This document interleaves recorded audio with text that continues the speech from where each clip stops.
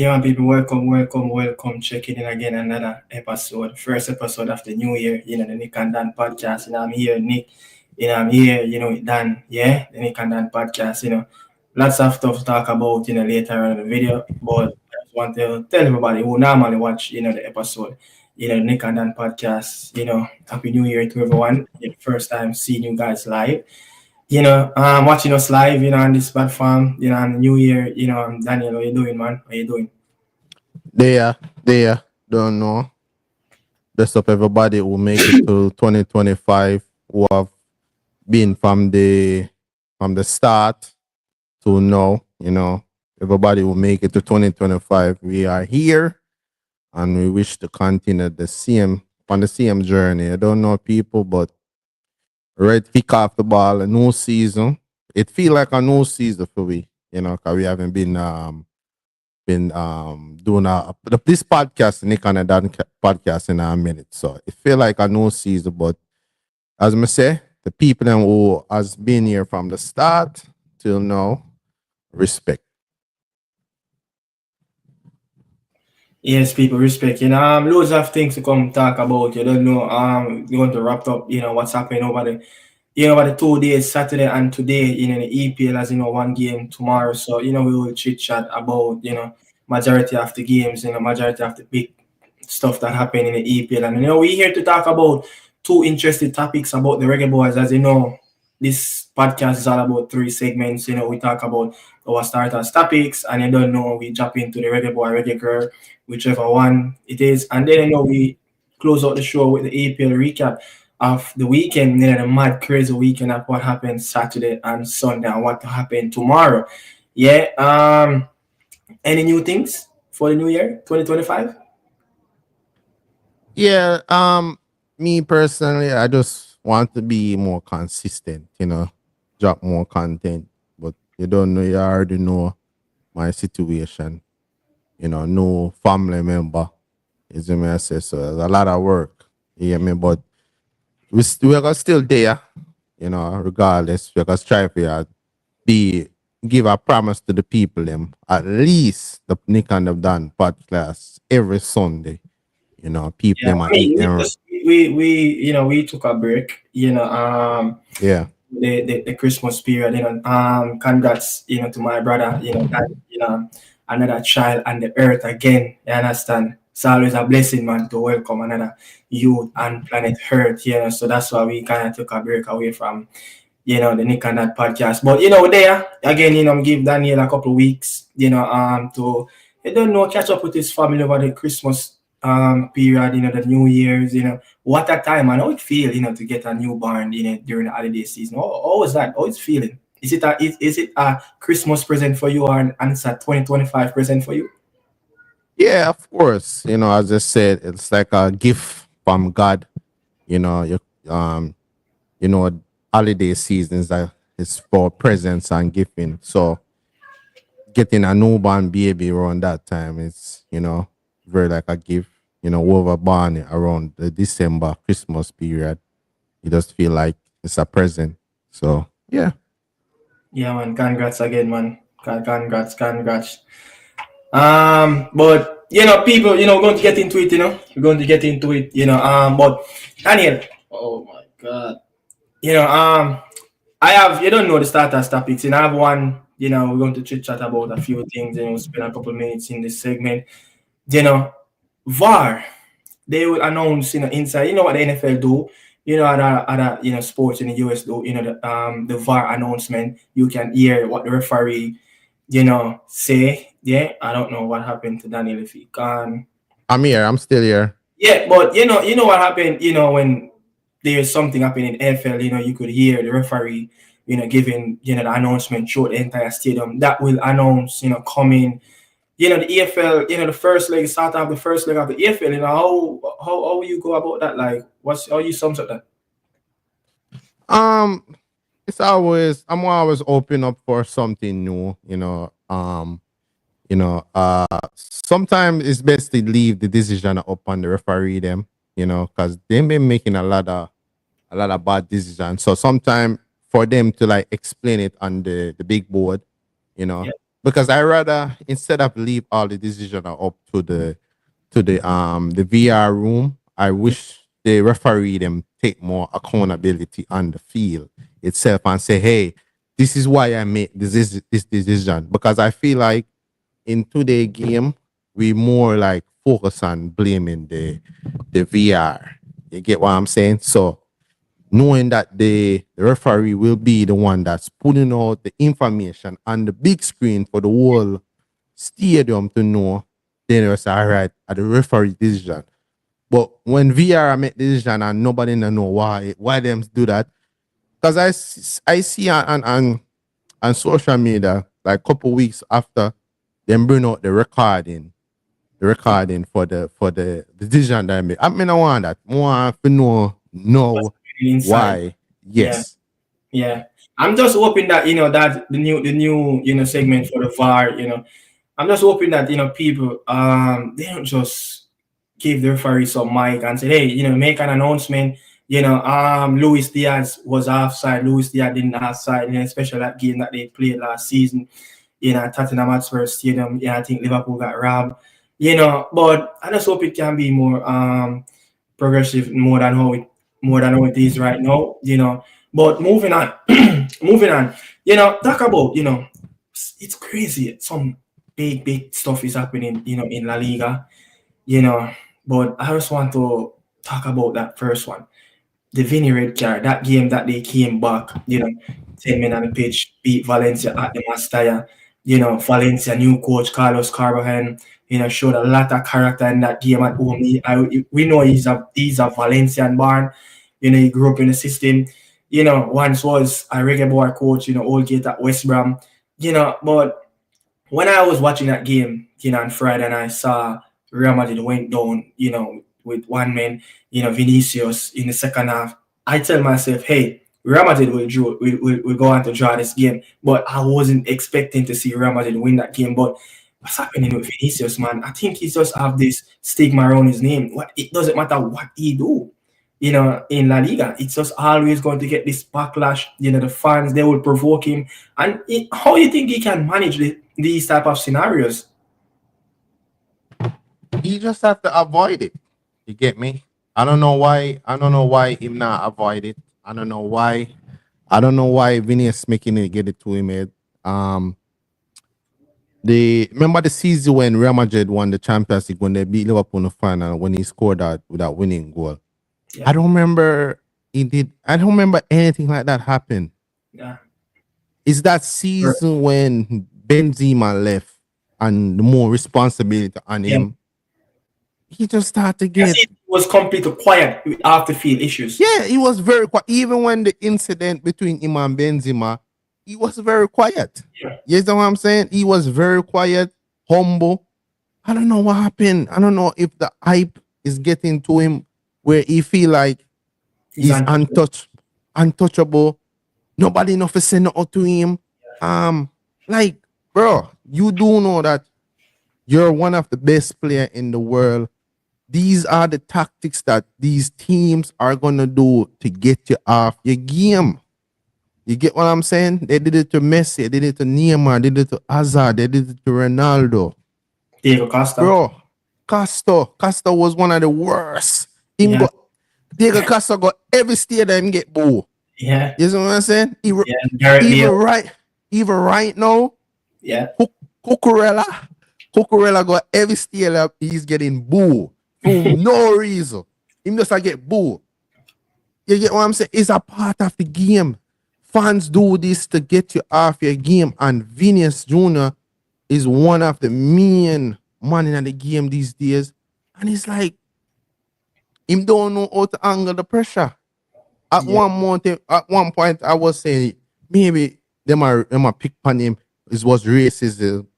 But right now, Vinicius, we can't defend you.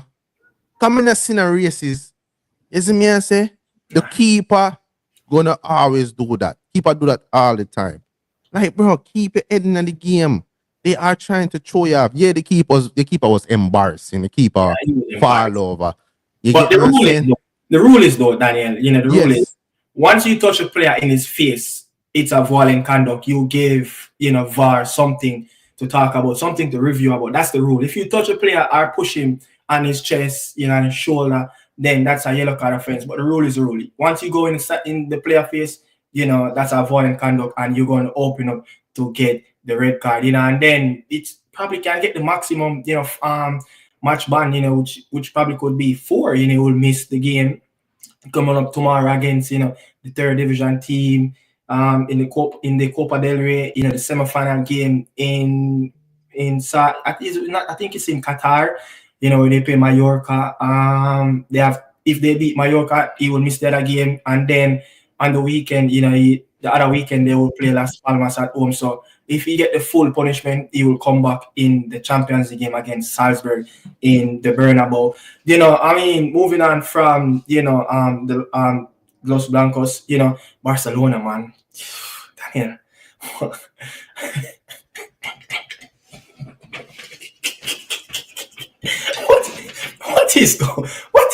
What is this going on right now? What I would never imagine in Bulgaria in my wildest dream that Barcelona will be going through all these controversy. Can't register a player.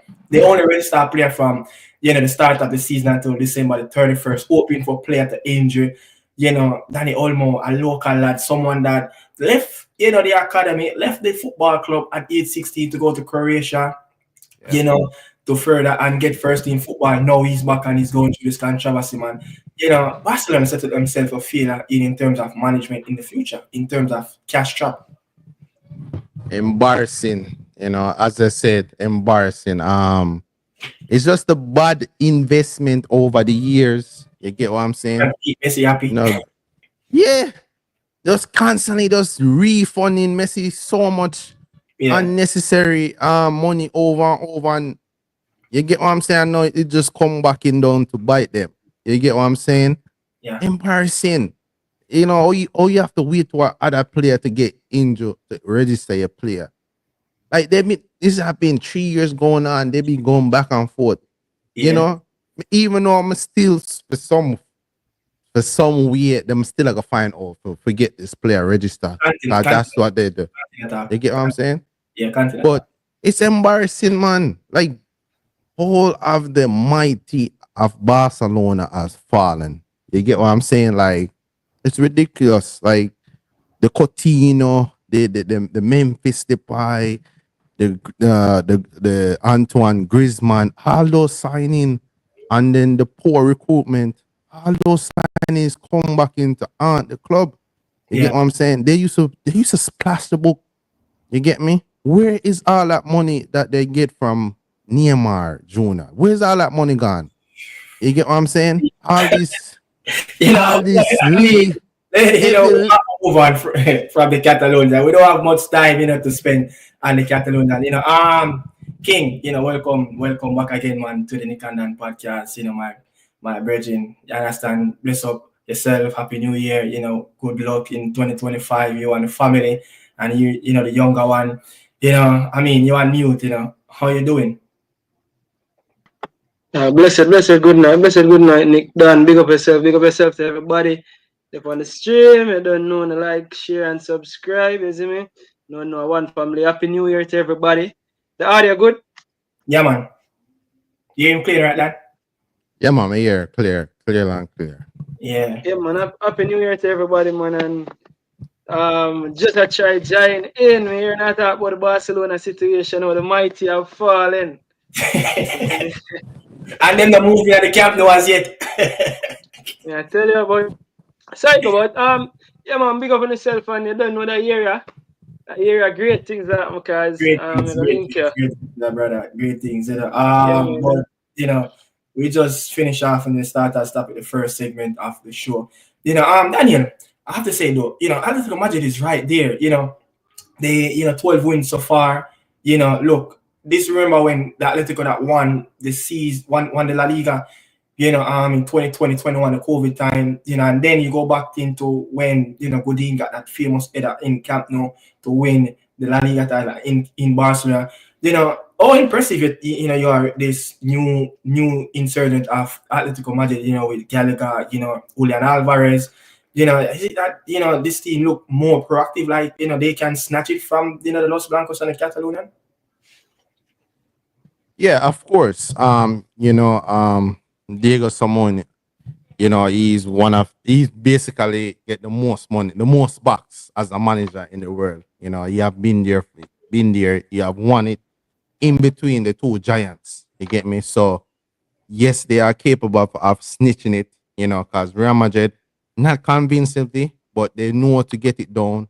But I just feel like I think Atletico they're just quietly just doing their thing behind the scenes, Yeah, They're not really, in a little drama. yeah, John. Yeah. You're just doing their thing. And I like the partnership with Antoine Griezmann and And, Julian Alvarez. I like that little partnership, and one thing we realize with Atletico over the years, they always have that clutch striker over the yeah, years. clutch. You know, Yeah, yeah. Diego Costa, Someone that's going to give them Kunager. 20 La Yeah, Liga. someone who's gonna bring them over the line. Yeah, And them have it the last time they won it, it was Suarez that Suarez. Yeah, funny enough, Barcelona get rid of. You get man and come back and win the title. So yeah. they are my dark horse for this, because I don't think Real Madrid is steady. Barcelona, you don't know where I get from them. So I think Atletico might just nick it. I just don't think no one is really looking at them. Yeah. Everyone is looking at what Hansi Flick is doing with the kids in Barcelona, or what Bellingham and Mbappe is doing. King, what you have seen in the first half of the La Liga campaign. You have any prediction of going into the back end of the season of 2025, going to the second half of the La Liga? You have any prediction that you want to make? So, first and foremost, on La Liga, like if you never actually keep up with it, you would actually realize that um, Atletico was, because I think Madrid gone back at the top of the table now. Yeah, But like them, Atletico literally creep up and sneak up, and nobody look at them. And sometimes that's actually good to do. Sometimes when you're not the favorites and when nobody's looking at you, you get a chance to build, and that's what they have been doing steadily. So you see where they are building steadily, and I think they had some good additions because Julian Alvarez, because as Dan said, about the killer strikers them always have. But Julian Alvarez has been a major, major contributor to them season. Yeah, I know say Sarlat actually are the one who has scored most of the goals, but Alvarez, them have a lot of killer strikers on their books. And again, one thing we know about Atletico is that them are gonna be defensively sound. And you can see it again. They are the leaders in terms of keeping most clean sheets and having less goals scored against them. Um, if you ever asked me about predictions, I I would still go for Real Madrid. My hearts of hearts are Real Madrid and the powerhouse for Real Madrid really have and everything what them have going for them. Because even the last game, even though you have come over to Real Madrid just have that luck there where I feel like it can help carry them over the line. So in terms of prediction, I'm still going for Real Madrid. Yeah, you mentioned one thing, as much as we zone in on Griezmann and Julian Charlotte, the ex Premier League player, used to play for Crystal Palace, look, he has been excellent off the bench. He's been that X factor for them. So I think, look, I don't know if you guys seen it, but this is the biggest squad that I have ever seen Diego Simeone's squad ever had throughout his entire regime at Atletico Madrid. The quality that he can bring off the bench, I don't think you have ever have that before, but you're going to move on, from that. Daniel, I want to ask you about this as well. We're going over to the Scudetto race. The title race, that Antonio Conte, whenever he's in a league title race, there's always fascinating to see who will finish, first. Like we know last season, Rudi Garcia was the coach, for Napoli. No, Antonio Conte. But after 19 games in compare both manager stats, Rudi Garcia at this point he was in ninth position now. Antonio Conte, is in first. It's 28 points last year for Rudi Garcia. Now Antonio Conte is 44 points, 16 better than Rudi Garcia. This is the fourth time in Napoli history that they have gone into a very good start in the Scudetto race. You have this thing that you said, look, previously that Antonio Conte will get the better of every coach in the Scudetto race and go on to win it again for Napoli. Yeah, because he have this thing where he knows to get it done, especially when his team is not into Europe. Like Conte is one of the best coach. Like when him team is not into Europe and Yeah. him can able to work on the field throughout the week, he's one of the best coaches at that because he work his team in the ground. Like he's one of the most when it comes to fitness, he's Yeah. one of the up He's top very top coach. passionate about You that. get what I'm saying? That's why his team is they always struggling in Europe because it's very difficult for you to do it in the league and then do that in the Champions League because it demands too much. I think with the experience, Lukaku up top, you have McTominay. I would say McTominay have been brilliant for them as well. Yeah. I think a bit about. I just think Inter with experience, with Inter have same way. I think it's gonna be going on to the wire Yeah. with Inter because Inter still the best team in the league. Like they just know how to get it done, and defensively they're up there. You Yeah. get what I'm saying? So I still gonna see Inter. I think Atlanta will be third. Still make it to the Champions League, and then AC Milan, Roma, so many other teams can make it to the Florentina. Yeah. You get what I'm saying? But I think it's gonna be down to the wire with Inter and And and Napoli. yeah, I think those two teams are the two most consistent team. And Atalanta, just before they got beaten, they were 11th game unbeaten, 11 straight victory. First time in their club history. And, they have never never won. Italian Scudetto before. But we're going to take time move away from that. But I have something to say. Look, the Super Copa is happening right now in the Middle East. The Milan derby will be coming up shortly. Yeah, the final. So you're going to look on that, big game in Rome. Yeah, Claudia Ranieri, the ex-Cinderella storeman at Leicester City, beat Lazio in the Rome derby today. That was a crazy game of football. Not many people at Roma to beat Lazio after the first time in the season. King, can you imagine? AS Roma, such an iconic club. When you talk about Roma, you talk about Francesco Totti. This is the first time they managed to get in the top half of the table. I think they're in 10th position right now. We know that, Claudio Ranieri, he knows to settle a dressing room. He knows to get the balance of a team. 9 game, 4 win, 2 draw and 3 loss. You surprised that, Claudio Ranieri, take over that Roma job? You're on mute. Yeah, sorry about that. I was pretty much surprised because remember this man retiring, but Ranieri is a legend, a true legend of the game. Winning that title with Leicester is nothing but a miracle. So we know say them man they a class act. But what AS Roma has been going through for the last couple of years is kind of similar to what the Manchester United team is going through, in all honesty. Them just can't get it right. And a lot of people that think say Roma made an error by getting rid of Jose Mourinho because a lot of people saying that Jose Mourinho, them let off Jose Mourinho at the time when they shouldn't have. But to me, it's not surprising that the Tinkerman is in and he's settling that ship right there. In regards to the title race, even though you never asked, but you had talked about the title race earlier. In regards to the Scudetto title race, for me, fairy tale story more. I really want to see Atalanta. How about Atalanta as a coach? Yeah, I won it before. I really would want to see Atalanta winning that league because Atalanta plays some really good football. And don't get it twisted. I'm a Liverpool fan. Atalanta really and truly beat us last year. I know it was only the Europa League. I know that at the baby league, not a big thing. But really and truly, Atalanta playing some good football. Lookman really is an excellent baller. The the Catalier, the left-footed Belgian youth, killer. And they have a killer. Other striker, Italian striker, Retorgi. Killer striker, and Atalanta has always been one of my favorites.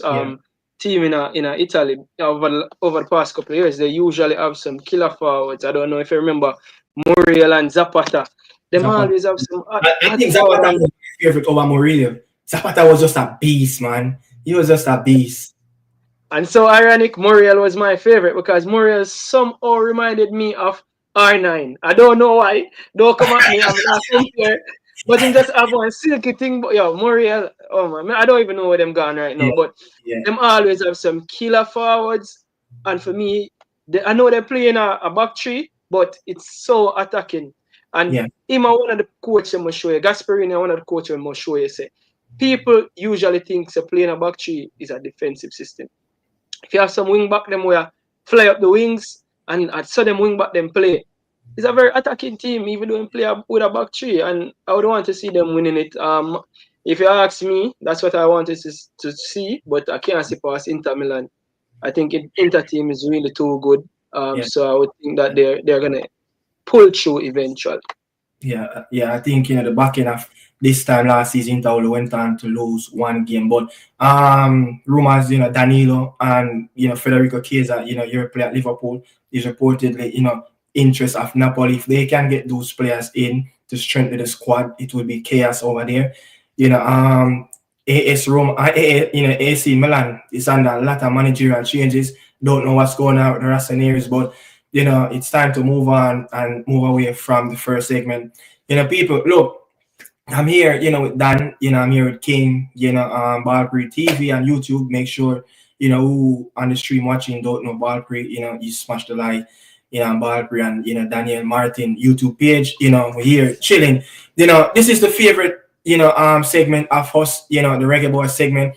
And I'm going into this segment right now, King, and we're going to talk about the Gold Cup. The Gold Cup is a couple months away. Sorry, the Gold Cup is in the summer. It's going to be the last big tournament before the World Cup for the CONCACAF teams. Before we move on to that though, what are you really looking out for the Reggae Boys this New Year, King? Because you said a lot of good things is going to happen. Is that in terms of the Reggae Boys going to do real good things on the pitch this year, make it better than 2024? Yeah, so the first thing we're looking for is the Gold Cup qualifications, right? All right, so before the Gold Cup qualifications, because I think the game is on the 17th and the 24th, we're playing St. Vincent and the Grenadines, right? But the first thing we look forward to, even though it's Reggae Boys related, but it's not necessarily Reggae Boys, is Messi them do them business, and then Cavaliers versus Inter Miami. That is the first games that we will look towards. And there's no uncertainty about that. Yeah. Because guess what? We are got the game. We are come to Miami. We are make sure they're there. Got the game over there. And then we are there at the game. Care about Messi at Jamaica. So that's the first thing. First order of business for Jamaica, right? Yeah. Then you have the Gold Cup. For me, the Gold Cup, the squad for the Gold Cup should really be an interesting squad because we are looking forward to some new names, new faces. I don't know if it would be the perfect time to see some of the names that we really want to see. The Macy Green with them, I don't know if at that time it's the ideal time. I don't know. But we are looking forward to the new faces them, and we are looking forward to who has stepped up. So that's really what I want to see. Not underestimating St. Vincent and the Grenadines, but the fact and the truth is we should go out there and put St. Vincent and the Grenadines to the guns. Come on, if we St. Vincent, I don't know. Probably even a local base squad supposed to be beating St. Vincent and the Grenadines. I'm being honest. Yeah, I'm being honest. And if you guys disagree with me, that's fine. But that's not me. If you you're completely right, brother. You're completely right. We should put out that JP. No, if we put out that JPL team, there's no way for us to lose that game. Daniel, Fatty, looking forward to that big two-legged game coming up against St. Vincent, trying to get us into the group stage of the Gold Cup. How we get into the stage, Daniel, of making it through the qualification rounds. And if we lose this time, we in danger in the summer to play another rounds of games again. Yeah, as you said, we should be able to put out a JPL team and still be able to win this game. But what I'm looking forward in these games is what the manager has been working on. Yeah. This whole entire time off, what has he been working on as far as when the players meet up for these windows. I want to see what kind of game plan, how he want to create opportunity so this team can score some goal, especially at home, be very dominant. You get what I'm saying? Because this is gonna be the first time when him really, really have a very long time Yeah. to study the players them that he's gonna need to be calling up. You know, it's selection. You get what I'm saying? I want to see some different players get opportunity in this new window. You get what I'm saying? So him cannot have, because remember when him just come in, it's like Windows was coming up back and back. You know, Windows just keep coming Yeah, up. So yeah, him he's never really getting an trying to opportunity for just graph to get relax. these things across. So Yeah. you're trying to say that, wait, our last game played in November, mid November, we have December, January, February, and March. So he has actually like 4 months after field 4 months to do all I'm homework. build up a big data system, data this, Yes. everything that you really want to go forward. Yes. And I want to see some style of play. You know, Yeah. we suppose it can be very comfortable playing against St. Vincent and put on the ball and play some football. We not feel in a yes. You get what I'm saying? Yeah. Like once some good football. You get me? And like we are play USA or Mexico or Canada where we have to go there and try to prevent them and win the game. We need to embrace ourselves and Yeah. go win the match. So Yeah. we need to see something different from the coach, or else a problem or we go up on the other step Yeah. when the World Cup qualifiers coming around. Yeah. King, we have been dominate in the quarterfinals round, we much so in the group stage as well, because we have always gone, in the next stage. But quarterfinal is not the problem for us, King. From 2015, we went to the final. 2017, we went to the final. 2019, we went to semi-final. 2021, we got knocked out in the quarterfinal. And 2023, we went to the semi-final. So quarterfinal is not an issue. So since 2015 until now, that's what, that 5 Gold Cups, we have been through past the quarterfinals, 4 of the last 5. What you have always seen with this Reggae Boy team in group stage and the quarterfinals, we are more dominant, in that round and not so dominant in the last 4 or the last 2.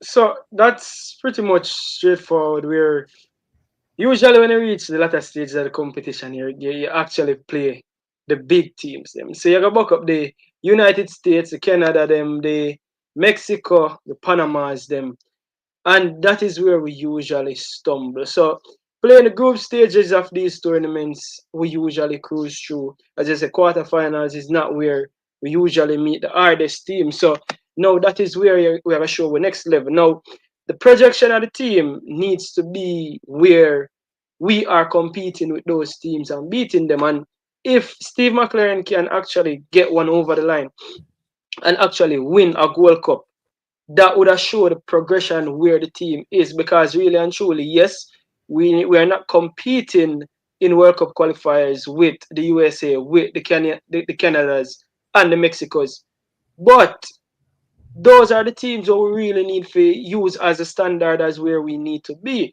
Yeah. We need to be in and around those teams. We need to beat them team comfortably, and we need to compete with them team the right way, and that we not do, because beating the St. Vincent and the British Virgin Islands and all the teams them, the lower teams them, we have always do that.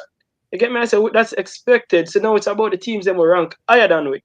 The Panamas, you don't know, Panama always give us some trouble. So it's about where we are at the time when we are through to the quarterfinals. Yeah, I know football have to play up on the pitch. I know so we have to beat the group stage. I know we have to progress through.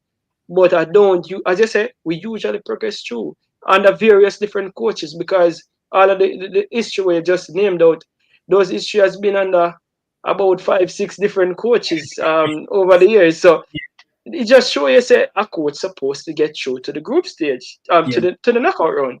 That's Yeah. a given. Yeah. But now it's about what you're gonna do when you reach the knockout round, and that's what we really need to show our class. We need to stamp a class and show say, all right, then this is the level where we're at. And in terms of the players them we have, we're supposed to even bring in some new players, and I guess the players them are gonna gel at that time and really show the class and show how they are. We're supposed to go toe to toe with the best of them at that time.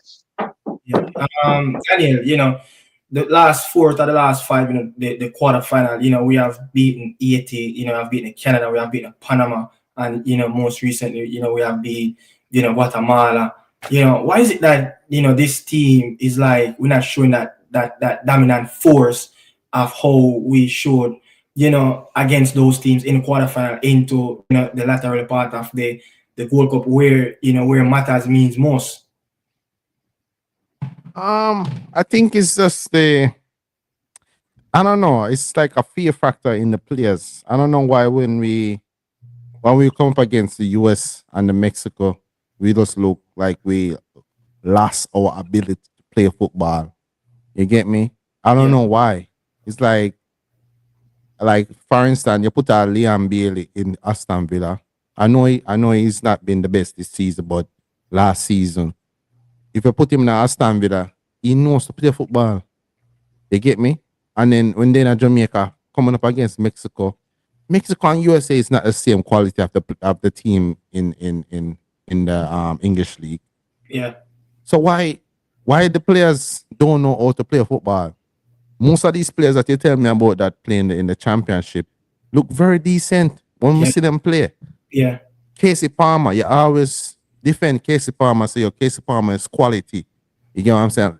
That's a Bador. You always say these players are quality for their team in the England.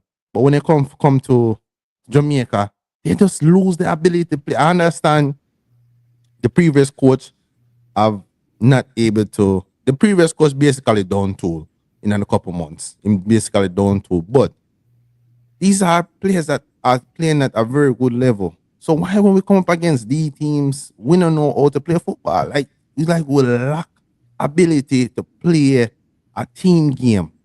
You know, Yeah. like I don't know. I don't know if it's a mentality thing. I don't know if them come here and then put on them guard and says whatever. If we go through, we go through. I don't know. I You don't know know that if the Mexico they have that thing in the World Cup where they just cannot get past the run of 16. It's like that is like us. It's like we all struggle, to get really past, the semifinal consistently. As we said, back in 2015 and 17, that's the most successful time we ever have. We beat Mexico in the semifinal, and the other one in the semifinal we beat the US. So King, it showed that look in those games, to get to a final, you must be the Mexico team or you must be the US. Yeah, you have to be one of the big dogs to get in there. And we have sure that. But when we get to the final with them, it's like we just cannot get over the line. You understand? And I want to, give you something, in the Gold Cup, our goal since 2015 and, since 2015 and 2023, the goals in the knockout rounds, we have scored 10 goals in the knockout round, we have conceded 14 and we only had 4 clean sheet. And when you look on, the knockout round, we beat US, in 2015. We go on the last, the final against Mexico. Come back, we beat, Mexico. No, we beat the US 2-1 in 2015. 2017, we beat Mexico. Remember that Kemal Lawrence free kick that stunned the entire crowd, and then, we go on to our last in the final against US 2-1. In 2019, the US knocked us out in the semifinal. 2021, we did advance because the US knocked us out in the quarterfinal. 2023, Mexico, beat us in the semifinal. What is it, man? Like we beat the US and Mexico back to back, to get to a World Cup final. But since recently, when we have our strongest teams, it just cannot happen. So for me, and something we done say, which I kind of like for pushback against, is we also we like to use a comparison of Aston Villa and Leon Bailey. It's a very easy thing to do, right? But we have to bear in mind, say, Aston Villa have a scouting team who use analytics for can find a left back like Lucas Dean, can find a right back like Cash. Remember, we as Jamaica, we are limited in terms of how we recruit players, in terms of we have to find players who one of Jamaican national background. So that don't limit you to a set pool of players already. So now we're trying to find the best players who have certain skill sets. So while we can easily find a team in club level where you can unpick some players from all over the world, it's not as easy to do it at international level. So we have to identify that and not be unfair to the players them, notwithstanding that they can do better. Now, in regards to why we come up short a lot of the times, I'm never been straight up with this. A lot of times when we eventually reach to the finals of these competitions, we get to the finals as underdogs. And we Yeah. usually get to these finals playing pragmatic football. A lot of football where people are say, all right, it's probably negative football. We have set up shop defensively sound and try to hit things on the counter and we get some victories. If you check the XG for most of those games, I don't think you find that we are the dominant teams in even the semifinals and the quarterfinals. We have As I'm like here, we use strategy, yeah. yeah, and get through. So that said, I say that to say this, Nick and Dan. You see, playing that type of football, it can get you to the final and it can get you to win finals, don't get me wrong, But it's on the rare occasion. It's on the rare occasion. Usually, for me, when me know in a football, the dominant team, the team where play best, the team where have a better system, team where have better players, those are the teams that usually come out. Yeah, we know the ball round and we know say on the day anything is possible. But eventually we keep on running out of steam because again it comes back to us not having a system, us not having a style of play right through and through. And the USA and the Mexicos and even the Canadas, even the Panamas, them have them thing in them DNA. So those things help carry them over the line when it comes to that stage. So really and truly that we need to develop an identity so we can play some good football. We cannot be the better footballing teams where deserve our luck to win and push it over the top. So for me, it's not about winning, winning and getting through to the final. It's about the development of the team the right way. It's about getting in the players that we need with this proper skill set. Dan spoke about Casey Palmer. Casey Palmer is an excellent player. But Casey Palmer not settling at the team. Casey Palmer, who are really the CDM when he play beside. So now Latibody over the years has been doing what he need for do. Before Latibody it was somebody else. So yeah, it's about how it built. Again, I say how the team build and how the structure build and how it progress for me.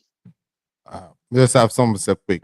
Me understand. Me understand what you say as far as the structure of the team is never been there. We have basically chop change every minute. Since 1998, since the last. That's basically the last time when there was an actual good structure around this team, like a really really good structure. But I can't take the thing as far as a man just can't make a simple pass, a simple throw in. You see me I say? Those are little details me I talk about. Yeah. When the man them come here, them don't know how to just literally just pass a ball.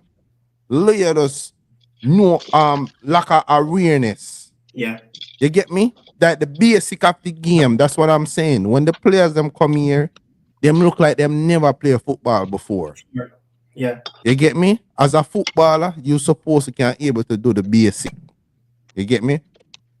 The other thing, the other far as winning the games and those are things where the coach is supposed to help you as a team and as a player to win the game. But as a player, man, Yeah. That 5 yard, 10 yard pass. that fire, me see too many little basic things when these players normally do at them club, Yeah. them do it there. But when them come at Jamaica, it's like them clueless, like them never touch a ball before. Barely. Can never stay upon him feet when him play for Jamaica. Every minute, man, as a man touch a ball, a man drop. Look much time, we say when Bailey depend Aston Villa and Aston Villa jersey. He might dash your man, he might plot, he might twist. That when the Jamaica, he like the man have sand pan him foot then. Boots. As a man touch the ball, a man drop. For instance, them are agree. Come catch the virus. He was so good when him just come here. It's like him catch the virus too. Him don't know if play football again. in a few couple of games them that me I talk about. Them just when them come here, it's like them lose the knowledge of playing the basic. That's all I'm saying. I don't know, like, the thing that really fascinates about that, what you said about, these players don't know to make a 5-yard pass, a 10-yard pass, and that's not down to the court, because all three of us here, a baller, you understand? A 5 and a 10-yard pass is probably one of the most simplest pass to play, and it's the most safest pass to make. Pep Guardiola have said it. This is why I love his players to make 5-yard pass, 7-yard pass, because that's the easiest and the safest way to do it. You have something to say about say something, King?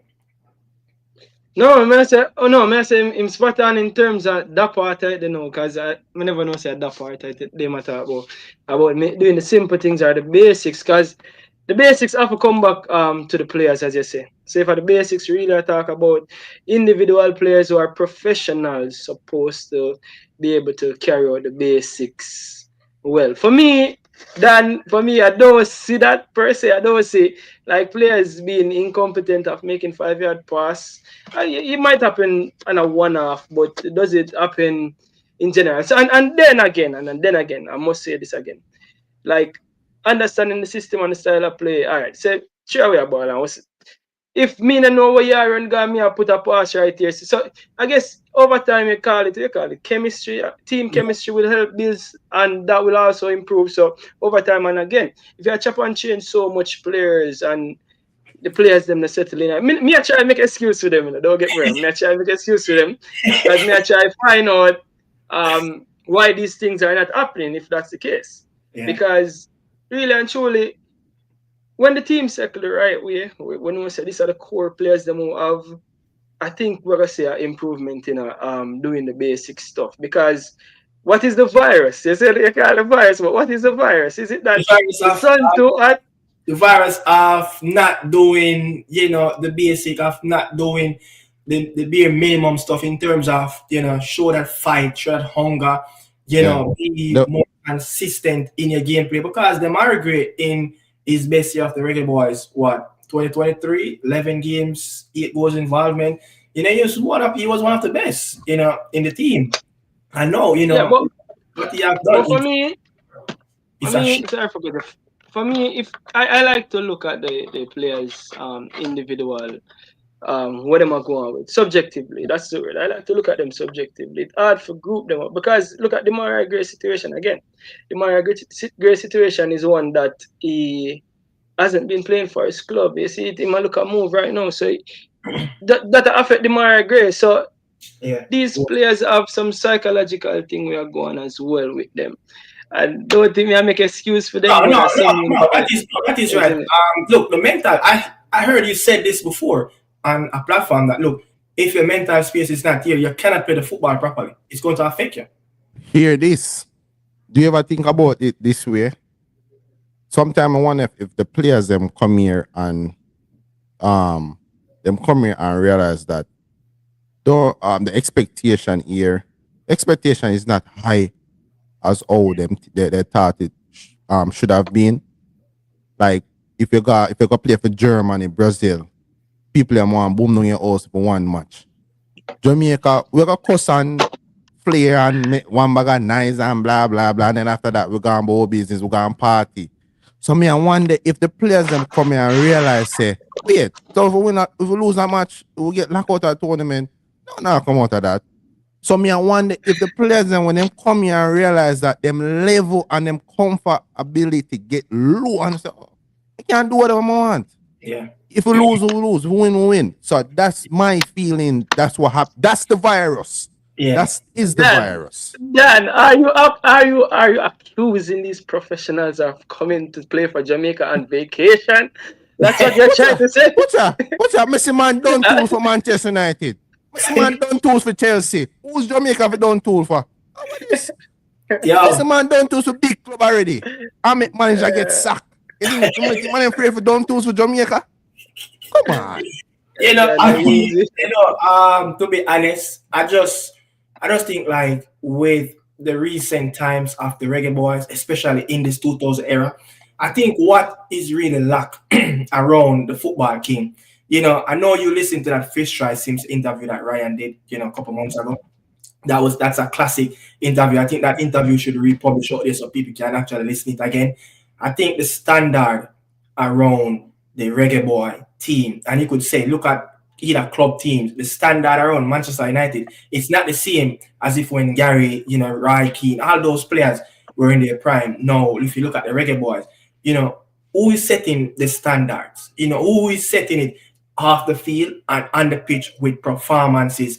You're going to have those players like Ashanti Malcolm, someone that going to sacrifice his game to make somebody else better. Just like Gary never said, he have sacrificed the timeless overlapping. He knew David Beckham not going to give him the ball, but the sacrifice to give him space so he could cross the ball.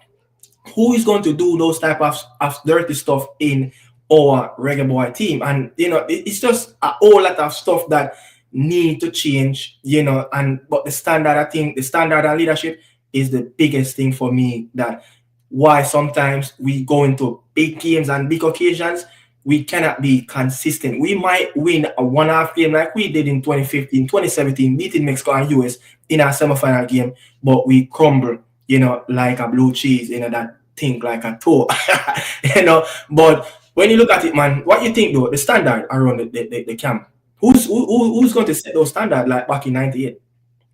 And it's very interesting that you bring up standards, because two things, real quick. One, I just had a conversation, and I should be doing an interview with the legend Alan Skill Cole the other day. Me and him sit down and we have a real good chat about football, about life. You see me, a lot of people think that man talks a lot of controversial thing, but him just talks straightforward. The interview was so job. It's actually so good at the interview. And he also spoke about that. Two, Virgil van Dijk came out in an interview recently. No, actually, Arne Slot spoke about Virgil van Dijk as being the coach on the field. So he spoke about how Van Dijk usually is the one that leads training, he's being more vocal, etc., etc. So now, about setting standards usually comes from the leaders. Because me and you, we have been in a few dressing rooms before, and we know say real leaders them set the standards them as it relates to not only how to act. Now, for me, again, I like to give the players the benefit of the doubt, because me know that these players are professionals. I know that these players know these things. So even when we say, all right, we're gonna set the standards, it should be the leaders. And I've been there in the training sessions before, and you can see say someone are clear leaders of the camp. So again, I don't think that these things are not happening. Now, is it about culture? Is it about culture? We as a people, we are a bit more laid back. As yeah, we as a people, naturally, we're a bit more laid back. And me and you know this. Um, Overseas people say Jamaicans are way laid back. You see me? So is it that that's a part of it where we're a bit laid back, and that's a part of the vibe where, as Dana say, problem come and thing them up on vacation. I don't share the same sentiment, I don't, because again, I've not seen that. And that are the narrative we are run, but and our narrative of me are run No, with, but because when I see it, I'm gonna see the evidence. Gotcha. I'm not saying they're saying I'm not saying they look at that as vacation. What I'm saying is there's not enough pressure on these players. You get what I'm saying? So when them come here, it's like they're not scared of getting criticism. Cause I feel like when you're when you're playing for Germany, Brazil, Argentina, and you lose, you come like when you lose one match, you come like at the end of the road. You get what I'm saying? The manager have whole a question to answer. Da da da da. I don't feel like, all right, put this way. I don't feel like the Jamaica media put pressure on the football in a Jamaica to deliver as much as all overseas media do. You get me? I feel like right now, are the YouTubers them I do it? And right now them never like we. You get what I'm saying?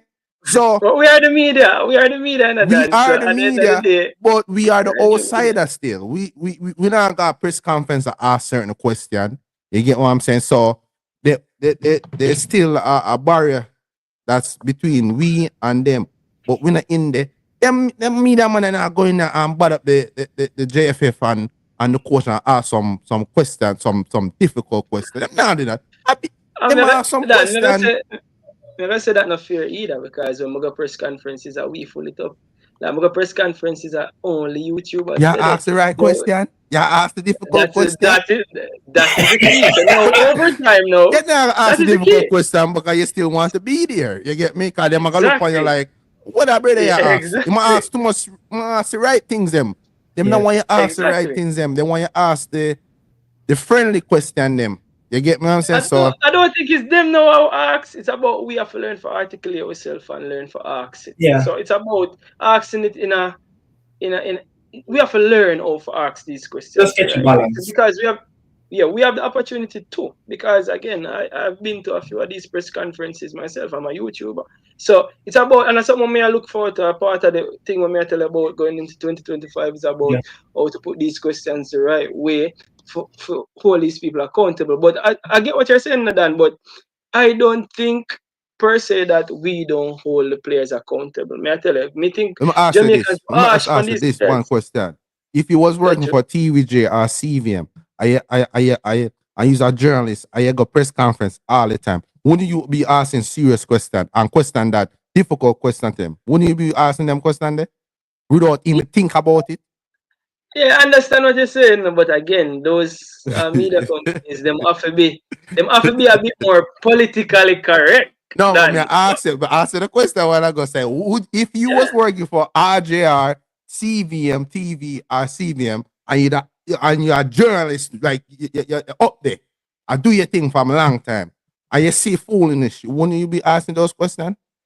yeah, and I get what you're saying as well, Nadan, because Yeah, again, especially as Spain, Germany, them people are straightforward, them people are passionate and love them football. So even the journalists, them, those are some people in tune with the football. And again, when I say the journalists them on them media house and not, but it don't look that way. It seems like them just do them job, which is also okay. Because me not there for talk about nobody. You get me? I say for them job, them do that's fine. yeah, But you did say an important thing as well in terms of them the players them overseas feel say them also gonna get bundle or them life gonna be for me I'm not inside no violence. I'm not inside no violence. We don't no, want nobody. when I I mean say the players technically it them happen, but I mean the players is them feel a man like Hurricane don't like see him name back at the paper getting scrutinized saying that Hurricane captain disappointment performance, blah blah blah, da da da, Southgate out, da da da. Yeah, so I Liam Bale, want to go on plane and one maga madness. Them some there's some baby thing. I I just think that the pressure and the pressure here is not as you in Mexico. Mexico, you lose on match, you're gone. You get what me I say? Them man, they're ruthless. We're not yeah. ruthless. You We know the think thing, we're ruthless, but we're not ruthless. with all of that, when you look at the English players, all of them play in England, except just a few of them. You look at the Brazilian players, all of them have roots of coming through the Brazilian system. Our team, it's different. How many of these players, follow the local media every day? Go online, look at the Gleaner, look at the Observer, look at the Star, and look what is going on. How much of them do it? They might look at the YouTube because it's there, the video is there, but a lot of them don't have time to look at the back page.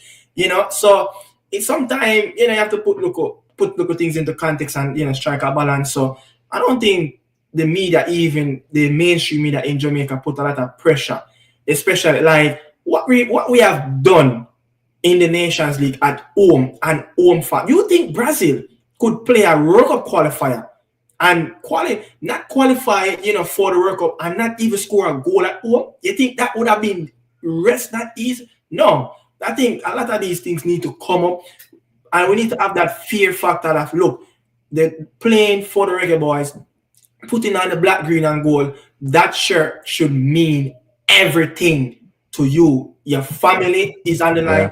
Your career is on the line. You understand? So I think the Mexican, the Costa Rican, the Honduras, a lot of these players, when they fail in major tournaments or fail to go to World Cup, they will get scrutinized and they will feel that pain more than all our players will feel it. I'll play like Leon Bailey, I'll play like Nana Lowe, I'll play like Andre Blake. Definitely I will feel the pressure because guess what? As in go on him Instagram, I hit him, I go see. But some of those players, not all of them, would probably go through that same barrier of pain, that a Leon Bailey would go through. Because Leon Bailey deeply cut in Jamaica. How much of them players really deeply cut that if something happened, they will feel that pain in them belly. Yeah. You understand? When the man go on the flight back, King, how much of them remember that defeat? Yeah, and that's also a very serious topic you touch on, because two things over last year. We talked a lot about the culture, the football culture, and we talked a lot about getting the balance between the players where really and truly are professionals. So yes, them are gonna play them all, but again, as what you say and as you Dan say, as you say, these players probably you put them in the media, you put it in a Gleaner and TVJ. These players not read them something they say not affect them. So what's the sense of putting it in the I media disagree. when I what you disagree. so Dan, you disagree. think say Mr. Orgate is taking up the Gleaner and looking at it? No, and I'm following the not Gleaner? talking all of the. No, Messi get those come true, but I'm talking man like Liam Bailey, them are great. Low. Them alright. Them the, So you think them alright great is taking up the Jamaica Gleaner and oh looking at or following the Jamaica Gleaner page? but them the Jamaica Gleaner not already sent out to harsh about them. Almost like the fans on social media really I say the things them what them don't want to hear. Them have too much friend in the media. The friend in the media not gonna say nothing bad about them. They get me because the media man them want them interview, them want the tickets. Them not gonna really say nothing. Yeah. We are actually say the things them what them do not want to. How many times I see them agree Low and Ryan a fight. You don't want we are the man them we are watching match. Sometimes one if the media in Jamaica actually care about the game anymore. Care about the game. And everybody a lot of them you get what I'm saying? Yeah. They don't care about the game. Them just want to get the exclusive interview and them something. They don't care about the game. You get me?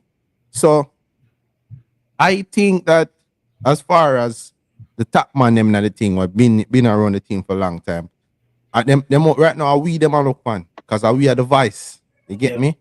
The media in Jamaica as the point I'm making it done. The point I'm making it done is that I think the media in Jamaica, which is right, don't get me wrong, because both things can be right. What you're saying is right. I don't think the criticism is as high enough, especially in we call it traditional media, right? So the traditional media now put on the fire, so we are put on the fire. No, not only that, I don't think even our local traditional media are reach certain of these players. Even YouTube now reach certain of these players. I think the players them will really care enough about even the media we put out in Jamaica. I gotta be the players them are born and connect here. The players them will have where them YouTube, even as a Jamaica, where them a follow Dan, where them a follow Nika the media and them a follow Ryan NFC. But they I'm not telling you that Allgate them might not end up follow we, but really and truly they can what can hurt them is what them see. What they saying go? You don't see, where you don't know can hurt you. Really and truly, no matter how loud we talk, we can only get through to a certain of the players them, and that's true that because certain of the players them really connect like that. And then that's our next carrying our next segment because the other day Maverick and Speed did this interview where they talk about the players that come from overseas, and I think it's a very touchy topic because the truth is, I think both of them admit that these players, some of them they're on big contract and them now going on a 50-50 to get themselves injured. Yes, they want to win, but in the back of their mind, they might think about them contract, and in the back of their mind again. Truth is, some of these players are them second resort to come play for Jamaica. It's some uncomfortable conversations that they have about it, saying it's so straightforward. And I don't know if we choose for going out or not, but it's very sensitive. It's very sensitive. Very sensitive. So you know things say that's a part. That is a problem. That's why the team is all it is. You get me? Because we have man where 100% now the thing, and then you have man where not really tune in with the fans. Them don't know what the fans them think. You know, if we lose, we lose. Man like Oldgate, him don't even know what him don't know how the fans them feel. It's only the man them were born in a Jamaica and know the fans them love football. And them man they alone. Do we think that them man they even I tell the man them things eh? So two things, Dan. Two things, real quick on this. One, they gonna tell Oldgate about him mother and him not understand. Him not even can feel hurt because he don't understand that you're actually disrespecting him because boy got very when him say I don't understand what I mean. Don't get me wrong, you know. You get me? I say so some of them not really connected to evil. They say these things have to make them feel better, to make them light some fire, because the connection is not there.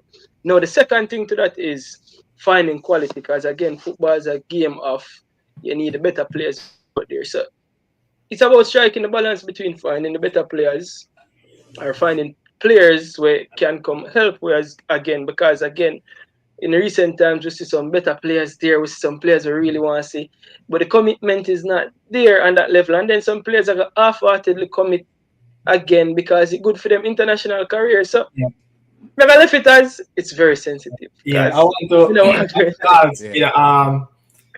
Go ahead, Daniel. Go ahead. And No, me just say me go shoot me go make no, yeah, that's what I'm saying. I have one question for you to answer before you leave. Should McLaren attack this Gold Cup, or should he be a little bit more lenient and reserve a lot of those energy? Because you know we have a lot of players in the championship, in the League One. You know, playing a lot of minutes. You know, the Leon Bailey is going to rack up a lot of minutes if he's going to be consistent, fit for Aston Villa.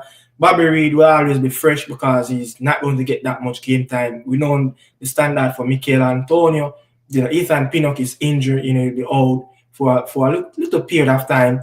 You know, but should we attack this Gold Cup moving forward and set the standard high going into September, the third round of the World Cup qualifiers? I think this World Cup is the best opportunity we can able to win a silverware. One, I feel like there's gonna be a lot of players out from this tournament as far as from other teams. Yeah. You know, you're gonna have the Club World Cup, you know, in the summer, and you know, maybe some players just USA might use them second team. You get what I'm saying? Mexico might use them second team. Yeah. You get me? I just have that feeling that's gonna be it. This is gonna be that type of Gold Cup again, where we are playing against a lot of teams that there's not a lot of players that the top players are not gonna be around. You get me? But just have that feeling there. So if there's any opportunity, we're supposed to win. You get me? And hopefully we can get our players in, because my God, in the Copa America, I don't know what happened. So many players become unavailable. You get what I'm saying? So I'm hoping that all our players can be available. I think we need to win. We have not won anything. So I think this is going to be one of the biggest World Cup in terms of when you look at the pedigree, you know, of the coaches that's going to coach the teams. And when you look at the squads, now in CONCACAF, a lot of these players been around the blocks for the last 4 years for the national team. So with what happened in the last Copa America, what happened in the last Gold Cup, America play, you know, you say a B team, C team, the Mexican, they played probably, you know, their strong team. Canada didn't really push out a strong team. You know, Panama push out a strong team. Honduras, you know, the Costa Rica, they push out a strong team, but the big names didn't really put out their strongest team. So I think this Gold Cup coming up, I think you will see Pochettino be calling the big names players. You will see Javier Aguirre for Mexico and Rafael Marquez call the big name players for Mexico. You know, Claudio Vivas, I don't know if he's going to do the same, which I think he will do the same for Costa Rica. You know, you have El Salvador down there, Guatemala. You know, so they have very good coach that when you look at those two teams, Guatemala and El Salvador, they have coaches that been the last 2-3 years been at the helm. So teams are really gelling together. So I think this Gold Cup is going to be massive, you know. And it will, you know, and I think it will define us to see where we are going in that World Cup qualifier as well. In this World Cup, I think it will it will show. We say, all right, because my God, if we have a poor Gold Cup, we need to start fret. We need to start worried. You get what I say? So if we can have a very Gold Cup, yeah, no, seriously, Yeah, you're right. no, seriously, because we have to be very, very good in this Gold Cup, so we Yeah, can have an idea to see yeah, where this team yeah. is. See how strong our team is. Yeah, Yes, going in those qualifier, but yeah, yeah, man, the man them bless up on himself, you know. yeah. Yeah, man. Respect. Respect Yeah. the journalists. I don't know. Yeah. Ah, King, we will chop it up, chop up the rest of the segment, But I'm going to move on to, a little bit of the work of qualifiers that's supposed to come. King have something very interesting that I want to talk about, and for the listeners as well. You know, I have said a little bit of pieces on my channel on Morning Side about I didn't go much in depth having a conversation with someone. You know, we know the stigma around the 98 team that, we didn't concede any goals, at home. We scored like what 3 goals. I think those goals comes against, El Salvador, Costa Rica, Canada, 1-0 win, our only victories at home in the national stadium, you know, in 98 and know and even what happened in the last campaign. What really happened in the last campaign, King, we have conceded 9 goals at home. We scored 5 goals at home. You know, 3 match played at home. Those 3 games. When you look at what happened, we scored less goal, but we qualified, but we scored more goals. And not qualified, but we conceded so much goals. And when you look at the Canada in 2022, the last campaign of the World Cup qualifier, at home, they conceded 3 goals. They were the best team in that World Cup qualifier round. In the last phase, US conceded 3 goals at home. Mexico only 2 goals they conceded in the Azteca. Costa Rica 4 goals at home. Those are the teams that went on to to play in the World Cup. How they can get the best out of each other at home, but we've been struggling since '98 to do something like that again. We just cannot take advantage of our home farm. And before the US came to our land and beat us 1 in the national stage, they have a poor stinking results on the road. So that show you that teams in CONCACAF, even Trinidad, beat the US twice in the last time they played them. So they're doing really good at home when it comes on to the US, but our team in the World Cup qualifier, we're not getting the job done because our first home game in the final round against Panama, we went to Mexico. I think Shamanicos scored in one of that game in the Azteca, but we went on to concede a stupid goal in the 89th minute. We came back home against Panama, first home game in the final round. You remember that game? We lost 3-0 when there was so many disarray in around the pitch, off the field. Things are going on in the stadium. What is going on, man, with our home farm at home in the World Cup qualifier game? It's going to be important for us to be a little bit more cleaner going forward September, October, November. Yeah, all right. Definitely. So one of the first things I said this already, and I think a lot of people do understand it.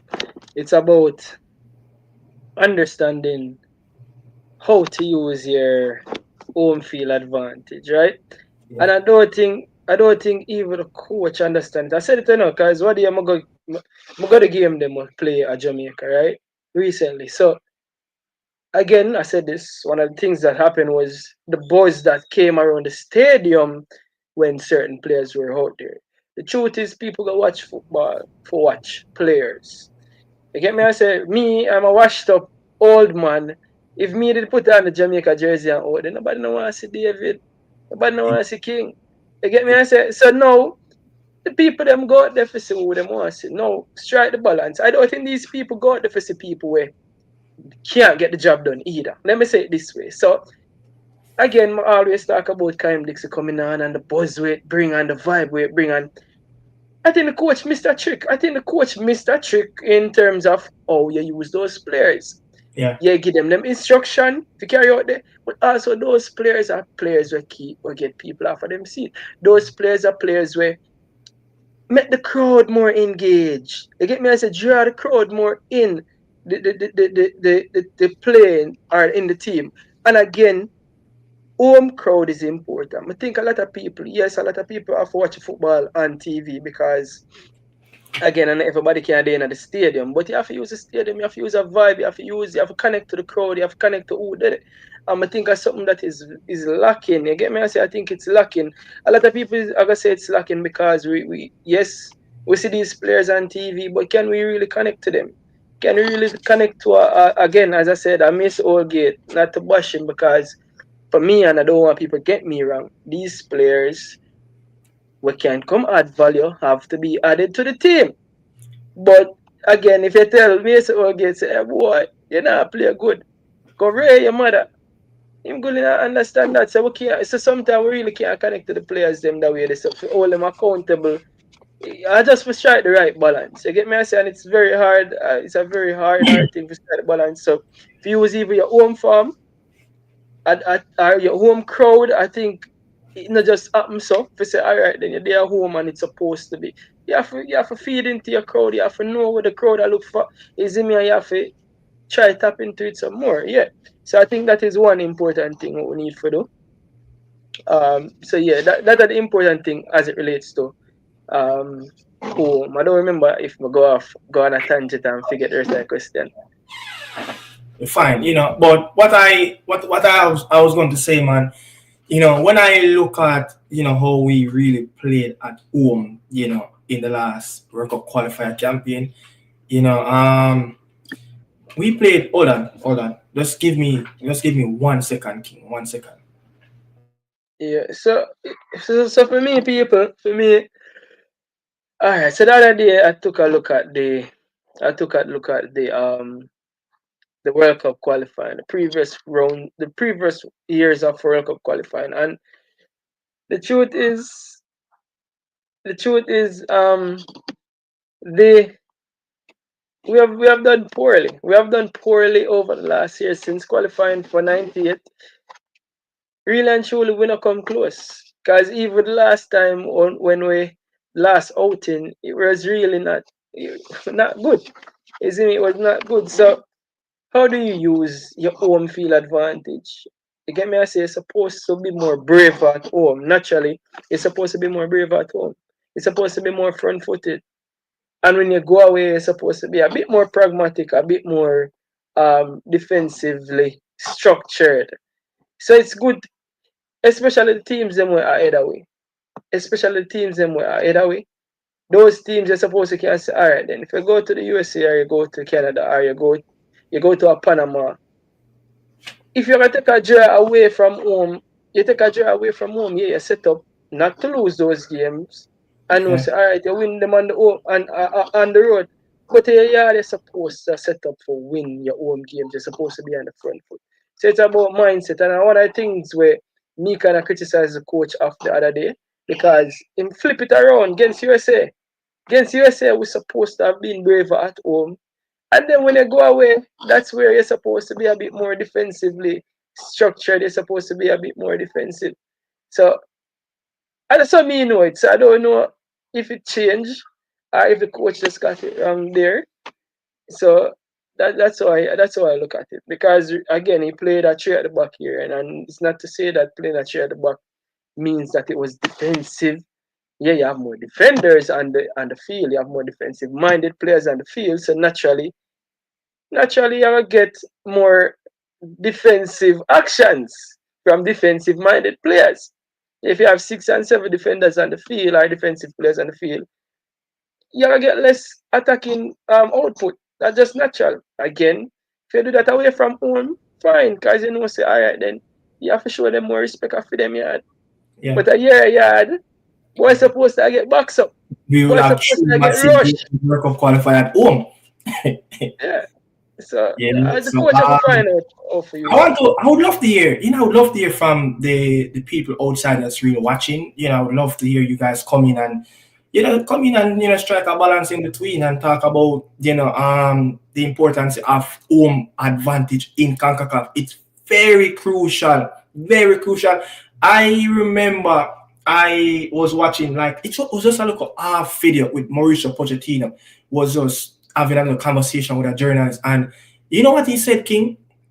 He said one of the first thing that they said to him when he was doing the interview, we have a rubbish farm on the road in CONCACAF.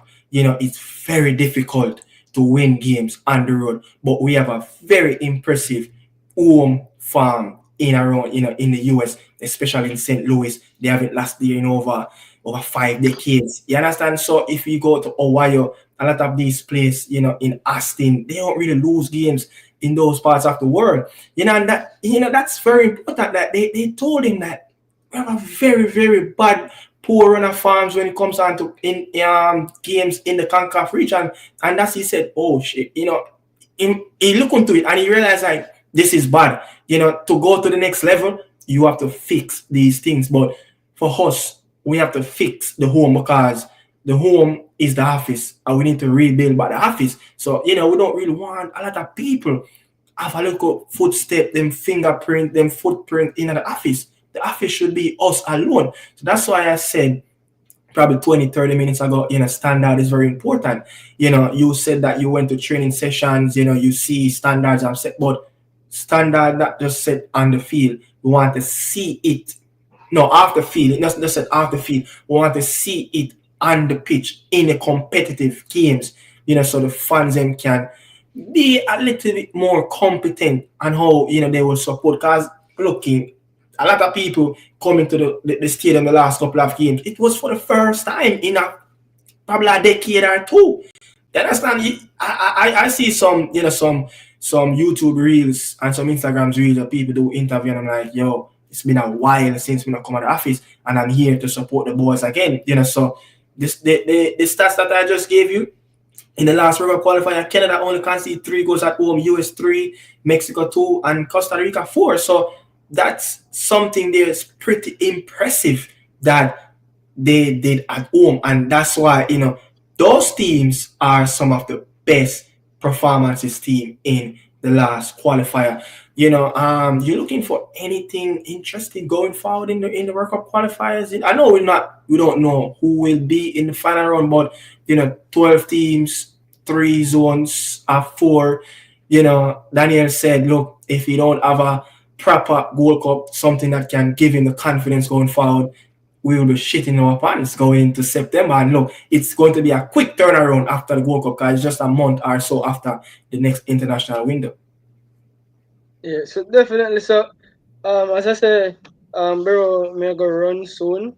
Yeah. But let me just address this. I'm going to say big up to everybody in the comment section. Everybody want to big up on themselves. You don't know. King Ball Pre TV. Who know subscribe to the channel yet?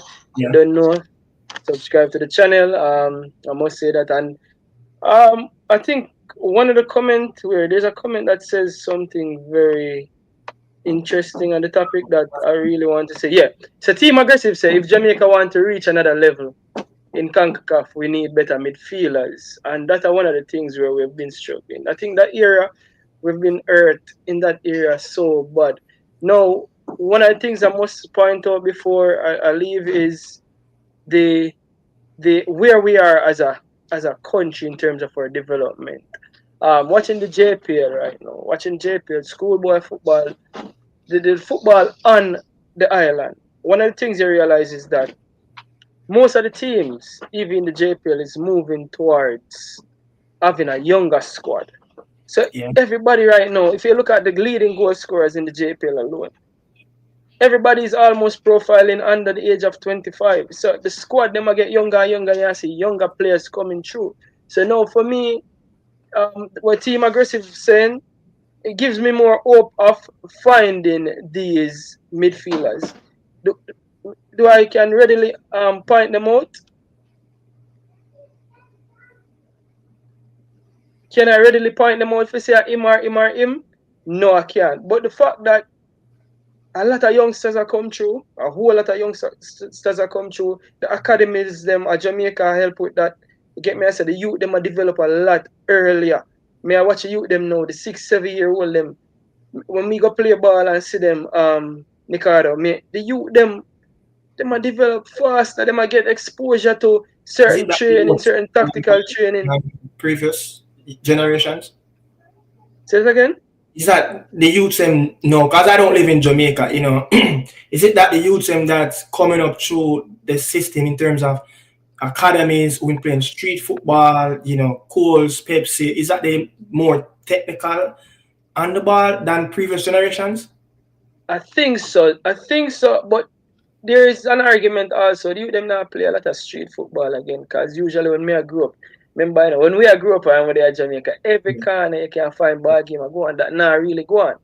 However, the youth them a get more tailored training through the academy. Them a get more better coaching. Now we used to live off a natural talent. You get me? I say, but now the youth them actually go through the systems them. The juvenile them on me see a lot of juveniles them then at the academies them. So I guess that will help with them technical growth. And again, it gives me more hope of finding these midfielders because I guess we have scoured Europe and we've come up with Isaac Aidens.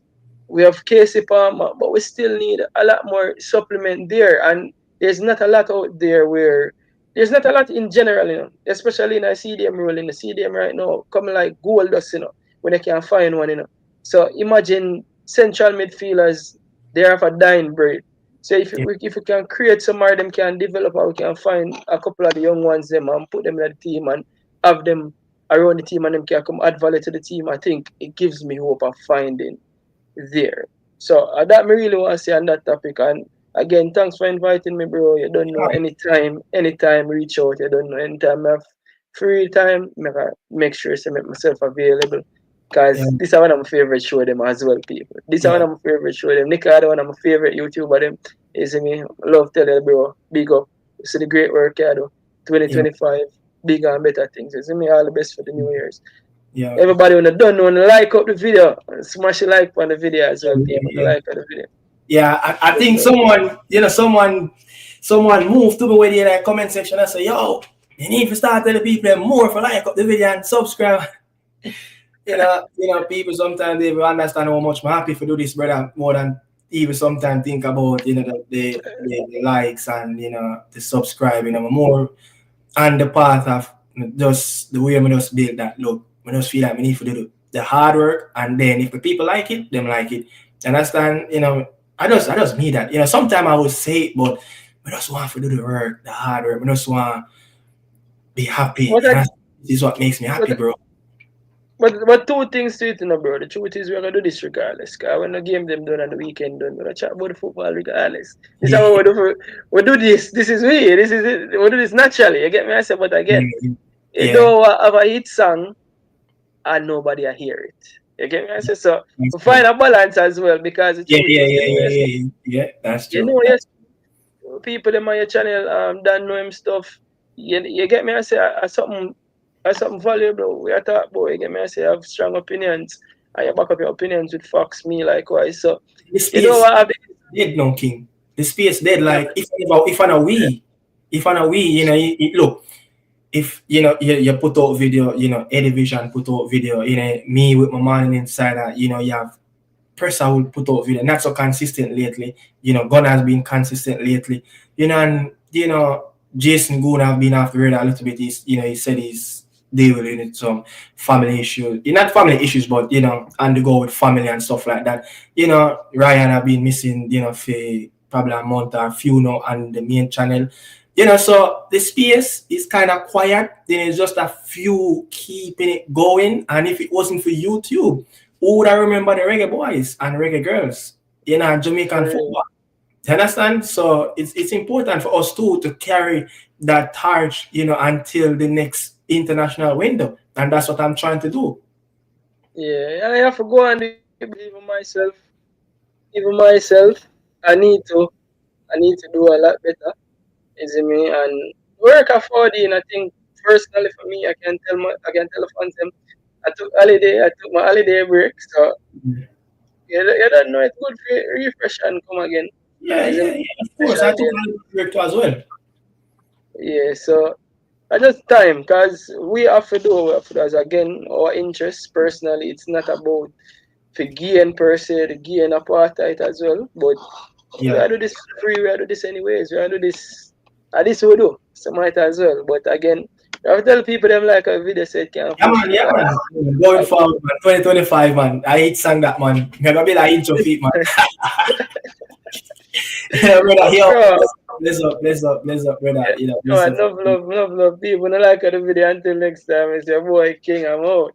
Yeah. You know, people, that's king right there, man. That's king right there. You know, look, I'm just going to, run through a few of the comments. Yeah, a few of the comments, and then I will go ahead and chop up the last piece of the segment by myself. But I just want to tell the people, grateful, continue support. Whichever platform it is, man. YouTube. Like I said this, I don't know if I ever said this on here, but YouTube is very difficult than probably more than when I was a freshman or I was a sophomore or a junior or a senior. You understand? It's very difficult, man, especially when you just start out and you put in hard work. You try create one of the most craziest thumbnail. You try find, one of the best headline that can strike a balance, not controversial, but something that will grab people attention. It's very difficult. And then when you do all of that, and then you look at that video probably 2-3 weeks ahead, you're like, wow, 30 views, 50 views, 100 views. So it's a hard work, man. But again, man, bless up the people, continue to support Nick the Medios, continue to support the Nick and Dan podcast and the Morning Insider, which I'm going to do a video, a little later from now, so you guys can get a release, on Monday, what is really going on.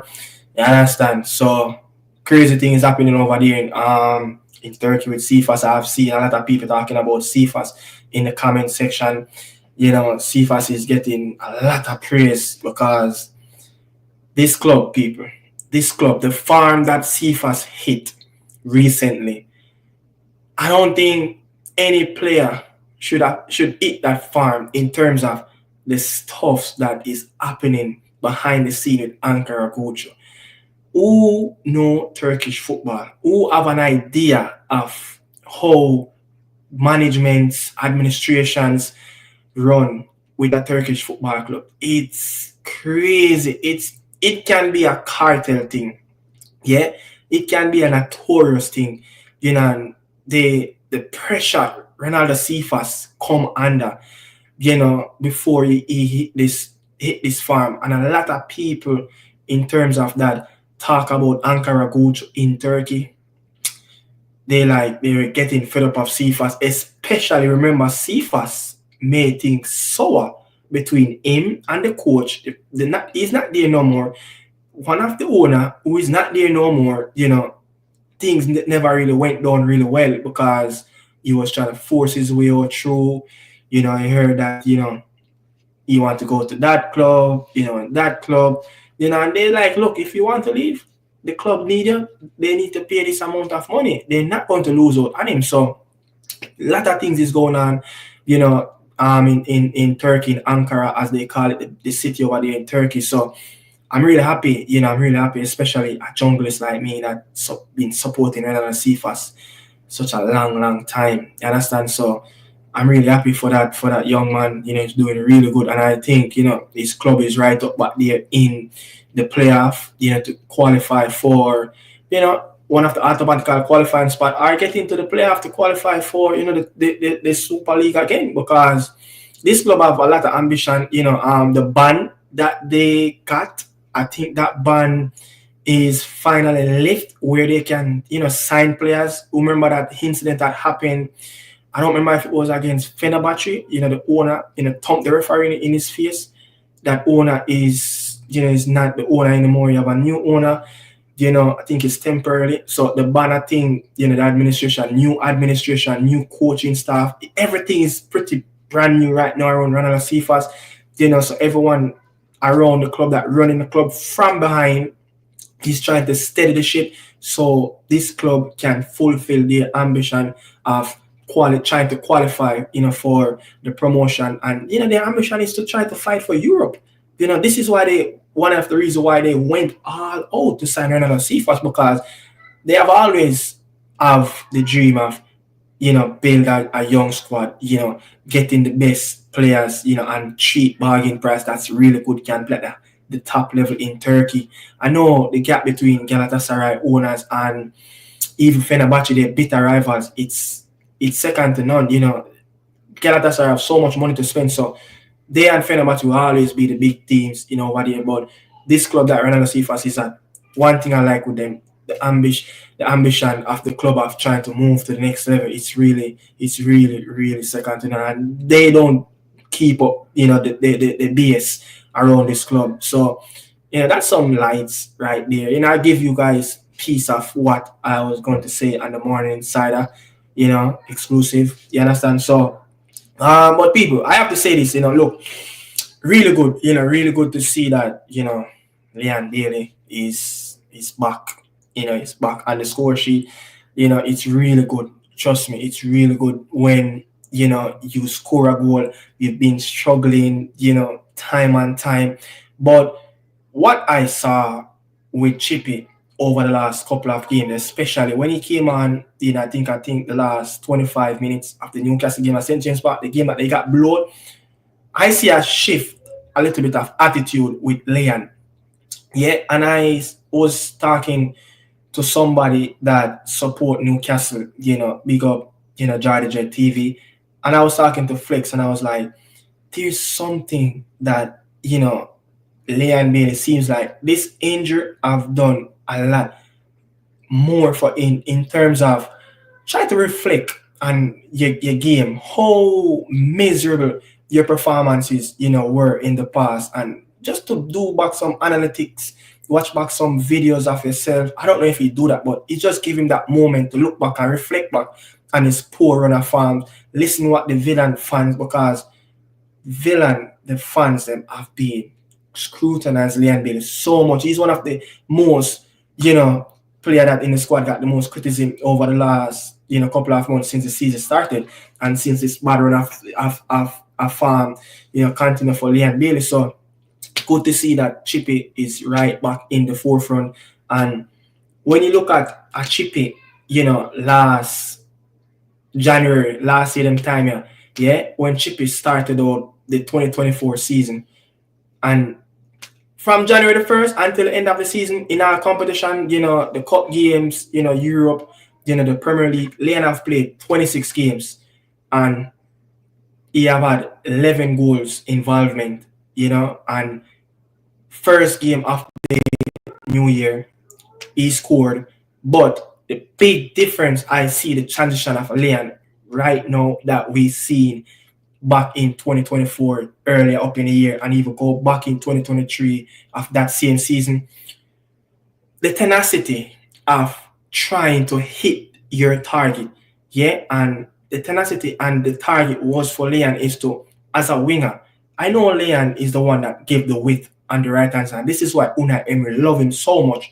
He's the most dynamic winger, for this football club. It doesn't matter if he's not 100% fit, he will always get game time under Unai Emery, and it have proven that getting hamstring injury, fighting with nigglings, trusting in big games against Bayern Munich, and all these rest of games, it showed that the level of content that this manager have for Leon Bailey, it's right up there. You trust him that well, and he know what he's going to get from Leon. So the running in the box, if you look at, was it Brighton they played? I think they played Brighton in the last game. I think they played Brighton. They played a game before they played Leicester City. And if you look on that game, I think it was Brighton, the game that they drew 2-2. If you look at that game, look at the runs that Leon running into the box. Look at how close Leon start to play with the centre forward, which is Ollie Watkins. That is really good. The danger spots that Leon Bailey is popping up, the off the ball movement, trying to run in that, that do that extra mile, running through the channels of trying to receive the football. he started to do that more. Leon had, the game against Brighton, Leon have like 55 touch. Leon have 10 dribble attempts, and 9 of those were successful. Yes, the last game didn't get enough opportunity, to do that impact in terms of go at people, taking on defenders, taking on the wing backs, be a lot more ruthless in your gameplay. That wasn't there.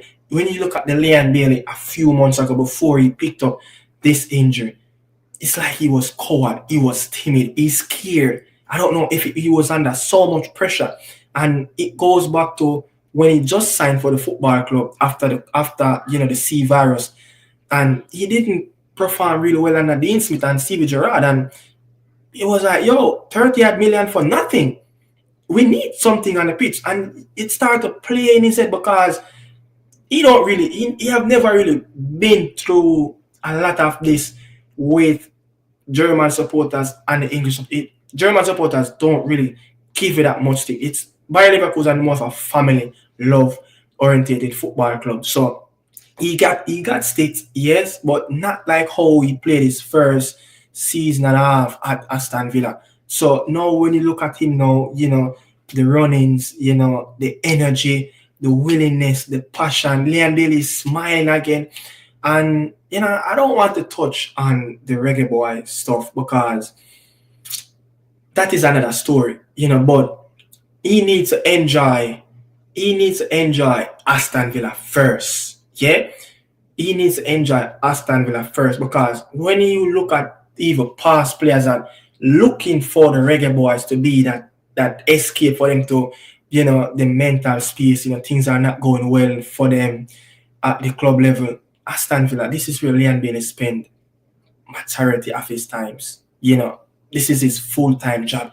This is what paying him the bucks every week. Yeah, you want him to be happy here. You want him to be successful here. And, you saw that Aston Villa is on the verge of, signing the Dortmund winger. The Dutch player, I think, what is it, Malan? And you could be like, okay, is that this signing can make another impact on Leon, just like when they signed Diaby. A lot of people said, Leon going to get sell, he's going to get thrown on the bench, but it really did something to him. You understand? So he's the one that come under a lot of pressure because he is more structured under Unai Emery more than any other winger at the football club. Yeah, and they don't have a lot of natural wingers. So you can understand, the pain and the barrier that this player is playing through. The English Premier League, I've heard many players have said it. The pressure is so high. It's so intense. Yeah. It will drive you crazy, to depression and stuff like that. So we know the journey where Leon is coming from. I know that, he can, manage these type of circumstances. A strong fella, his way of thinking is very unique, in terms of how he get into this position of playing for Aston Villa, getting over £100 a week as a Jamaican born. He's already been successful. The only thing you need to start to do is just to win trophies. Try to go at the next level. I think Leon have a next level in him. I think he have a next level in him where probably, he can find himself, you never know, a Liverpool, a team that is looking for a right winger very soon, a very dynamic left footer. A team like Juventus. I think he have that next level to go where he can go to one of those top teams. Is it as in England? Is it in Italy? Or he can go back to Bayern, to Germany and play, one of those top clubs, Dortmund or Bayern, which I think he should go to Bayern. Go to Dortmund probably a step down to what he's doing, what he did at Leverkusen. So I just think he have that next level in him. Leon is at 27, born 1997. I just think, you just need to, unlock a lot more features in him. And I think that Leon have made a big mistake. I think Leon have made a big mistake, over the summer. Played over 50 games, double digits in assists and goal in the summer of 2024. What a Leon Bailey should have done. If you're going to take the timeout away from your national team, I think what Leon Bailey should have done is that Leon Bailey should have taken the timeout and try to recuperate his body as much as possible and continue that training of keeping up that good form. Yeah, when you look at the top players, yeah, a player like Mo Salah, who is playing in the Premier League in his position, a player like Bukayo Saka, who is playing in his position. When you look at those players through the summers, yeah, the time after they put in so much work during the off season. Meanwhile, Leon Bailey just had his best season in his career. Party down Jamaica, few times I see him throw up some things on the net, doing ills. Right after the tournament, was it?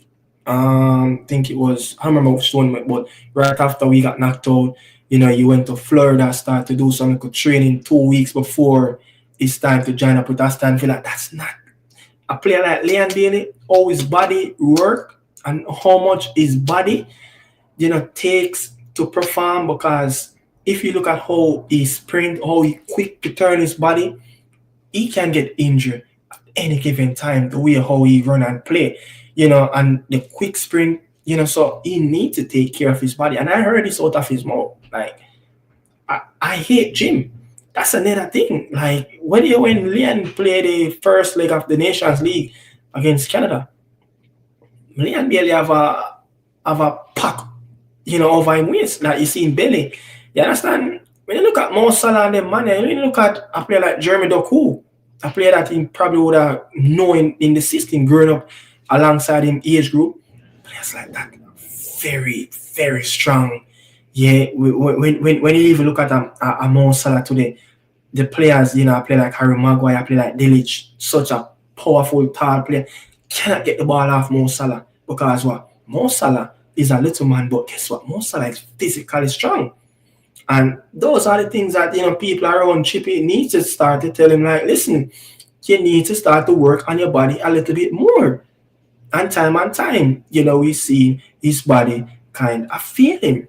You understand? So, Aston Villa is doing really good. The game that they played against Leicester City, I think they kind of played a little bit timid. When you look at the game, they played against Brighton, look at the mistakes that they made, Ezra Konsa, the ball over the top, and he just didn't know what to do. And I think this game, Leicester, Unai Emery going to this game a little bit more, the safer side rather than playing a little bit more on the attacking side. And you realize, like, look, Ruud van Nistelrooy team don't really have much to offer. Then it start to, break out of his shell, and then, you get a better second half, from Aston Villa, and they're right up there. They only lost one game at home this season, and it's only against, one of the team that coming into this campaign supposed to be one of the favorite, Arsenal. So they are doing really good. I think they just cannot catch a break in terms of injured players. Ramsey come back, Maggin out. So that's the things that they have been dealing with. So our own, Leon Chippy Bailey can actually stay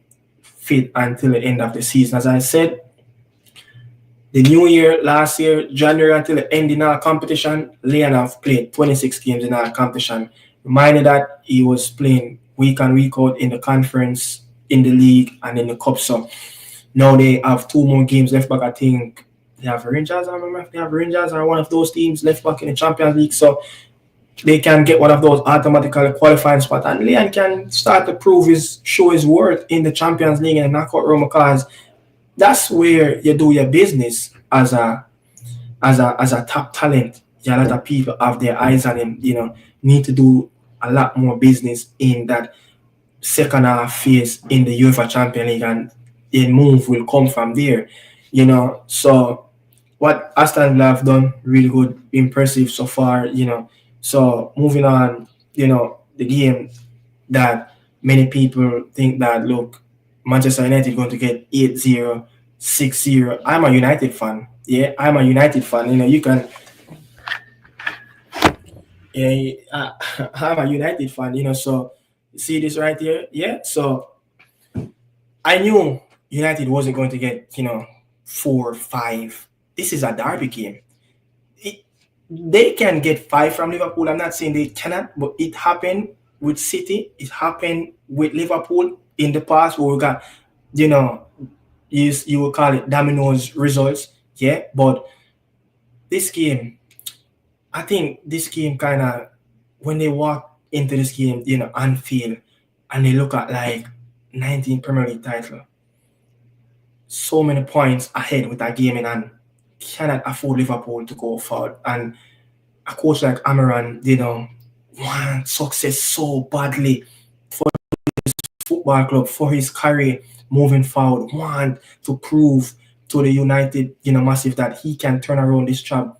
I knew United was going to put in a shift, but my thing that I was worried about with United, how long they can keep off a Liverpool team. And I text someone before United score. I said, hey, I don't want United to score first, because if United go into this game and score first, or they score too early in the game, Liverpool will be kicking at the cap end in the second half. And you know what happened when Liverpool is kicking at the cap end? They will, be the 12 man in the stadium. They will let them know, like, hey, this is what's going on. And said so done. It only took like 43 minutes and 45 seconds, for the second goal in the game. Liverpool got that equalizer. So that showed that, Liverpool is like, they were waiting for that reaction. I was very, very disappointed in Arne Slot to give United so much time on the ball. But you have to give Amaran a lot of credit. He set his team right to play defensive football. It's more easier to set up a team defensive, rather than set up a team to break down a team in the defensive third. And I think, he kept the ball, they kept the ball well. The back three, Lisandro, Delic and Maguire. Credit to Maguire, I think, is, when you look at Maguire, man, his fighting skills and how he coming back after challenge, and how the fans have criticizing the media, and he just put on that jersey and just start to fight. Yeah, he may not have the qualities, to be at United for a longer period, to play consistent level, but the fighting skills and wear him heart on his sleeve. He have that about him. You understand? And when you have that, coaches will play you. So I just think that, look, honestly, they just probably shock, or they probably be a little bit more pregnant, like they just back off a little bit and give United the ball. But I just think that he should have been on the front foot, playing at home, playing, cold, wet night in on the Merseyside, snowing all night into the morning. Give your fans something. The bitter rivals, they want to see the 6, they want to see the 5, but kudos to Manchester United backline. They held, the Liverpool front line. Mo Salah did not get much 1v1, against Lisandro Martinez. I think that was where, how you see, when you look at how you see that goal scored, the Arsenal goal with Enwari, and how they overlap. I think it was Merino overlap, and constantly Mikel Arteta have done this with Bukayo Saka. Someone constantly overlapping on Saka's side to give that defender something to worry about on his outside. And I think he didn't create much impact. He didn't create much running over on that side. Because I think when you look at United this season, how they have been playing so much space between the left centre back and the right centre back and the two men that in the midfield, that at times it just look confused. They don't know who is covering, who is going to step up. And I think Liverpool didn't expose that enough in the game. And I just think Liverpool just fell short in the wrong time. But again, fell short, but kudos to Amaran to, set up something that he can shake the barriers off at Anfield. It's not easy to do that. It's not easy to go to Anfield and picked up 3 points. Nottingham Forest done it. That's the only team. Chelsea, I think the only other team went there and get a result, which is a draw, So kudos to Manchester United, man, but it's a long way from success for Manchester United. Such a long way, to brighten the game. Arsenal, look, it feels like it's a long title race for Arsenal, because when you look at it, November the 2 was the last time Arsenal lose a game, and that was up there, north of them at St. James's Park when they got 1-0. From then, they haven't lost a game in the Premier League, but they drew games against Everton, Chelsea, Fulham, and the game against Brighton. Yeah, so when you look at that, you like Arsenal is dropping too much points.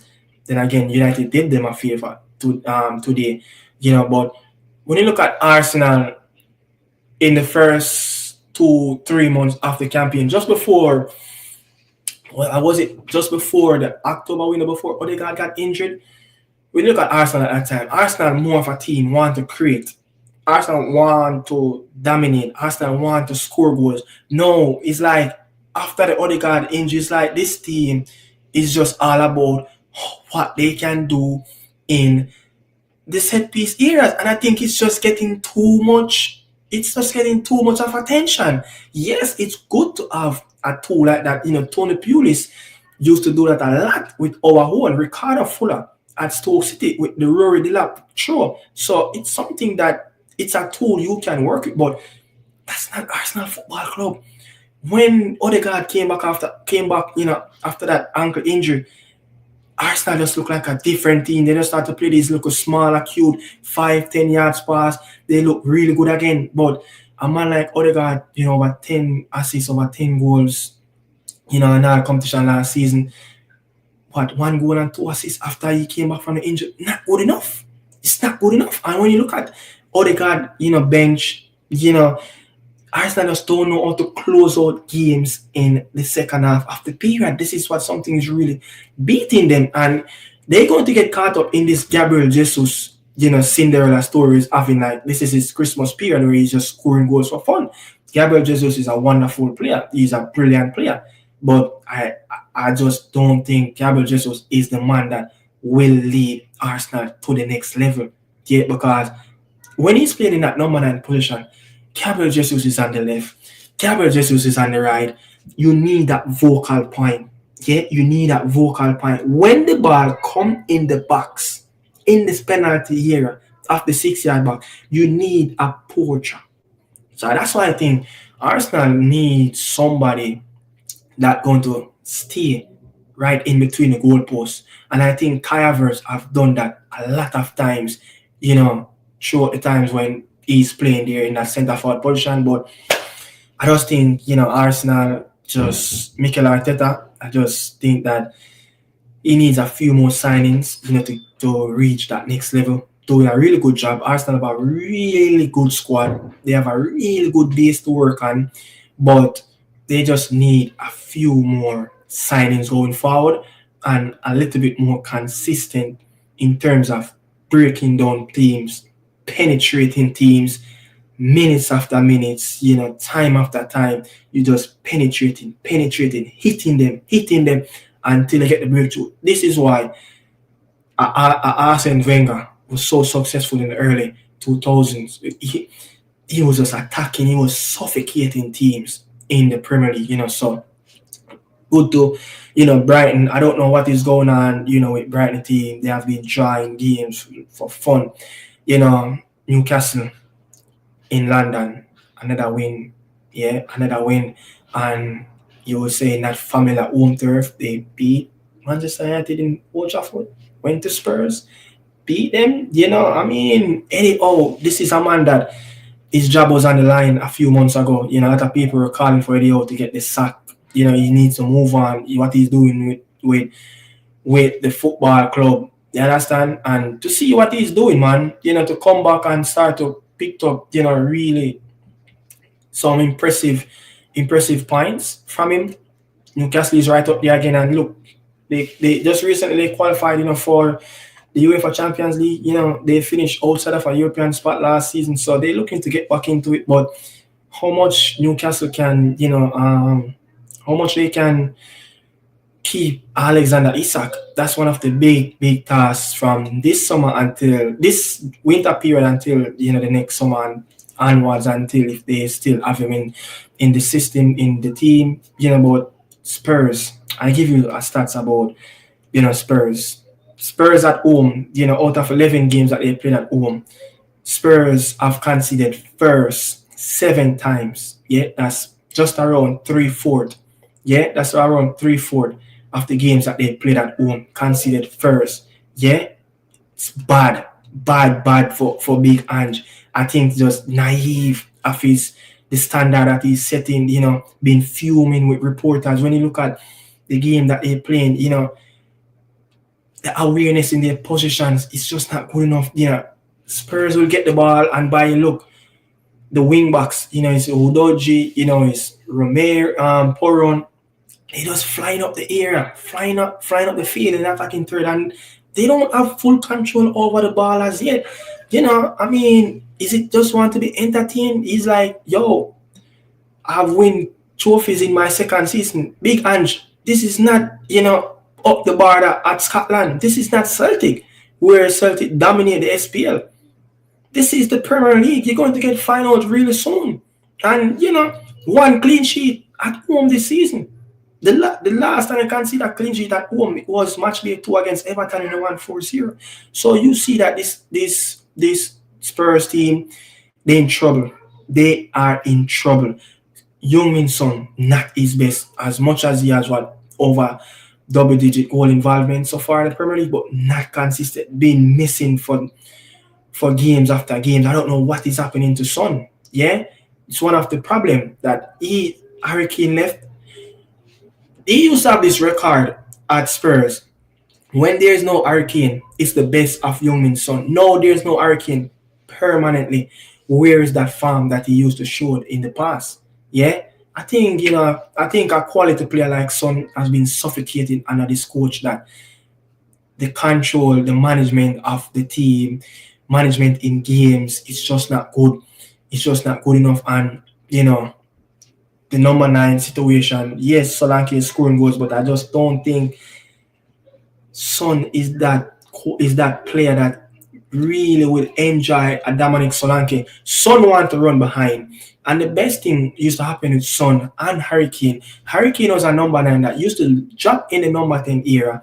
You have the number 10 used to be, either Ericsson, one of those players back then. Yeah. Players used to, in his Dele Alli, they used to make the run behind.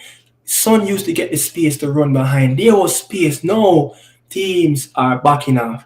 Dominic Solanke is picking up those space that Son used to run behind. So he's not that player that's going to drop deep. So Son going to have a lot of problem. The link up play with him and Dominic Solanke is just not there as yet. It's just not there as yet. I heard rumors going around that, Spurs is looking for Fikor Tamori from AC Milan to come back into the Premier League. I think it's a loan deal. And they're actually looking on a loan deal for signing Jack Grealish. Let's see how that that can go by now until the end of the month, but Spurs, man. Spurs is just being Spurs. It's just who they are. Son's trouble is continuing 4 games without a goal now. So Chelsea, the team that dropped points again to another London team, back-to-back London derbies, dropping points against Fulham at home, dropping points away at Sellers Park, Before that game against Fulham, Chelsea was undefeated in 7 games against London clubs in London derbies. And after that, Fulham, I don't know what is going on with Chelsea. I think one of the biggest problems, with Chelsea and how they really manage games, I think when you look at it, I think it's kind of premeditated too much with Enzo, Maresca. You're seeing the same stuff happening over and over, and it's like this is a league where you're easy to get final real quick. And I think when you look at it, he's doing the same stuff over and over in terms of how he can bring someone to change the game, the same type of change, the same type of style. And I think Chelsea, this team is lacking leadership, because when you used to look at a team like Chelsea, John Terry, JT, used to play with Kurt Zouma. He used to make Kurt Zouma look as Kurt Zouma is probably a Carvalho, a Alex, a Cahill. He used to make Zouma look like he's a quality player like that, but because of JT leadership and how he used to manage things from the back with a Peter check, things a little bit more smooth in terms of how they game management. Look at how Van Dijk managed games time and time from the back for Liverpool. Ruben Diaz have done it for Manchester City in their successful time. Kyle Walker have done it. Different different, center half have done it in the past, and I think Arsenal probably they can do something like that. Another defender that can give Gabriel and Saliba a challenge and not playing them constant and burn them out. Give them like a leadership, like a someone like a Sol Campbell, one of the most underrated player ever, played in the backline for Arsenal. They could probably do that, but for Chelsea, I think game management, so much youngsters, I'm hungry for success. But when it comes down to game management and how they manage a lead, I think they're so vulnerable. If Chelsea is not leading 2-0 into the first half, going to the second half, Chelsea more like will drop points. And it's showing that even when you look at Enzo Maresca at his time, at Leicester, he was leading, the championship with over 10, 12 points, and they pick him back. Yes, they got promoted, but they pull him back into the dark fight. So now you see this talking, we're not in the title chase, we're not in the. I think that kind of, I don't know if something that kind of maybe rub off wrong on the players, and from there you just start to just go down the hill. Yeah, probably coming to the media like, look, yes, I'm right up there. I'm just a few points away from Liverpool.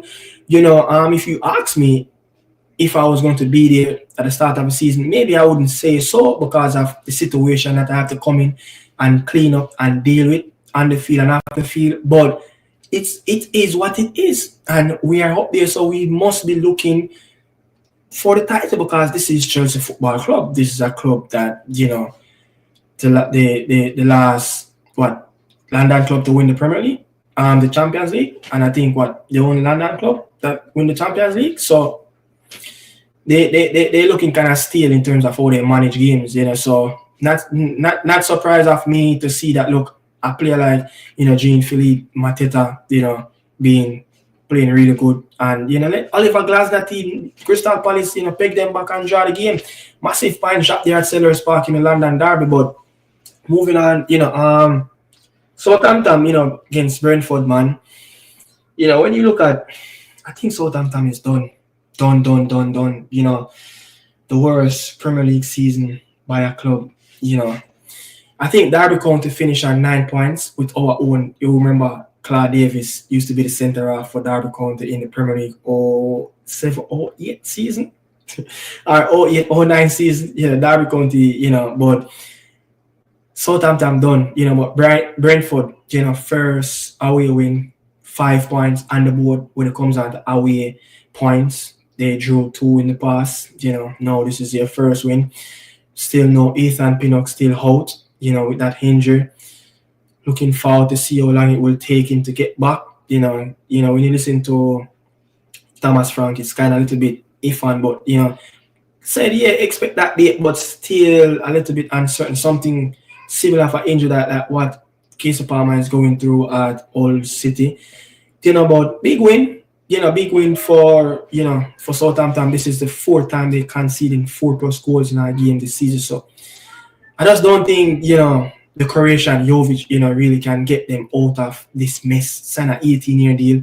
What he have done in the capital of Italy, in Rome, I just couldn't see why a Southampton, will probably go to hire this man. Couldn't get it done at Roma. Could not get it done at Roma in his last job. No, he's in a dark fight. Let's see if they don't make, the scrape out of the relegation spot, if he will keep his job. Again, 18-month contract. Let's see if they will give him a bite in the championship, and let's see. But I just think Southampton probably could have gone the way of trying to hire Danny Rowe, that's Jamal and Deshaun Bernard, coach at Sheffield Wednesday. He was once assistant coach there under this German coach. I don't remember. I know his name, but I just can't pronounce it. Aglinsberger, something like that. He once was there. So I think, probably go with that more experienced championship manager, knowing that they're going down. Someone that, know in and out of the championship, probably can, steady the ship, give them a balance. And then if, when prepare them for life in the championship and then bounce right up back, just like what Burnley have done. Vincent Kompany move on, go to Bayern Munich. Scott Parker, he's doing a wonderful job now, at Burnley. So Look at what Burnley's doing in the championship. Really good. So I think something I could have probably translate with this Southampton job, but the team, Nottingham Forest, the team, you would say out of them and Liverpool, I think both teams have. I think they're the only team have ever won the whole UEFA Champions League back to back. I don't remember if Liverpool have done it, but I know Nottingham Forest have done it. I think Liverpool have done it though in the 70s. Nottingham Forest have done it in the 70s as well. The last time that a Forest team went on to win 5 Premier League games was the year that I was born, 1995. The year that they qualified for the last time they went to the Champions League. Chris, Big Lumba, they call him Chris Wood. They call him the Kiwi, the New Zealand guy, all-time leading goal scorer in the Premier League for Nottingham Forest with 25 goals, playing really well. You see the summer just passed. They were looking and trying to get the signature of a striker, which was Santi Jimenez, the Mexican, from the Eredivisie League. They didn't get him. They have 2 big men, but look, let me tell you this. Who have ever made some of these signings for Nottingham Forest in the past have done a really good job. Because when you look at the 2 centre-half pairings, and this is why you have to give Nuno Esposito a lot of credit, because what they have done under Steve Cooper, fighting for their life to stay in the big time. Nuno walked through the door, steady the ship last season, fight off relegation, and what he have done, he have hit the ground running. But Nuno is one of the only team and the only manager in the Premier League this season that not playing the cute and fancy football. Nico Williams, former Liverpool, and Aina, coming from the Serie A. Murillo coming from Corinthians, in the Brazil. Who is this? Who this popped up on my live? Who is this? Yeah, remember me, Ricardo. Yo, but I was saying, Nottingham Forest, when you look at the backline, Murillo, sturdy Brazilian centre half. I think he's banging on the door to get into Darville, team for the select. So Milinkovic, the Serb, coming from Fiorentina. Who signed these players, Jordan? Who signed these players for Nottingham Forest a couple of seasons back? I know, Edu is going to take up this job, with the multi-partnership deal really quick of this group, but very ambitious team, very ambitious of getting back into Europe. As I was saying, 5 game on the bones. They play tomorrow against a struggling team, the Portuguese team, Wolves, as I call them, tomorrow at the Molineux. But you impressive with this Nottingham Forest team. Oh yes, yeah, indeed. They're good. They're good, man. I think at the end of the season, they could be getting Champions League qualification, but yeah, the way they're playing right now, and also with Morgan Gibbs White performing very well now. Yeah. Nottingham Forest do a job, man. They're in the title race, surprising a lot. Yeah. But I mean, Nuno have came through the door and he's like he have 2 defenders that center half. One is coming from Brazil, one is coming from a struggling Fiorentina team, few season back in this area. And they paid like 12 million for him. They paid like a couple million for Murillo. Murillo is injured. I forgot who started the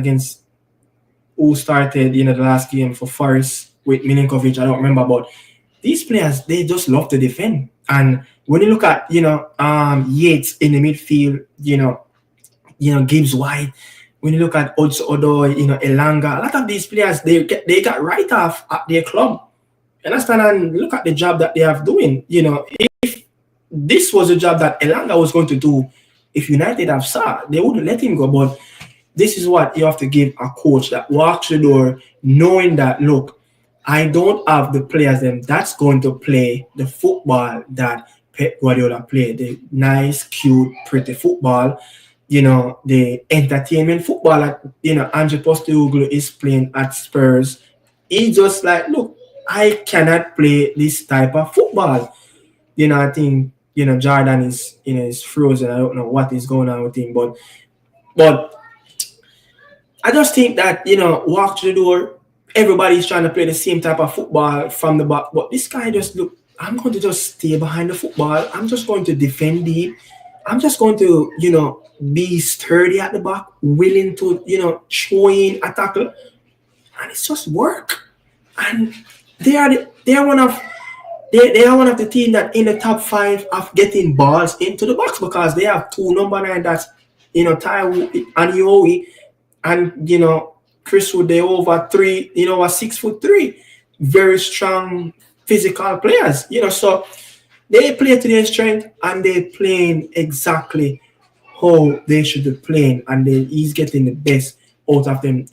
From now on, I think in 2025 for Nottingham Forest, I think the expectation change around this football club because you cannot be right there right now and not looking over your shoulders. Like, I think say qualify for the Champions League might be too much, but at least Nottingham Forest should give us a spot in Europe this season. And when you look at it, this is a Cinderella story of what Claudio Ranieri have done with Leicester City, qualify them for the Champions League by just shaking off relegation zone. What Nuno did, the same exactly thing.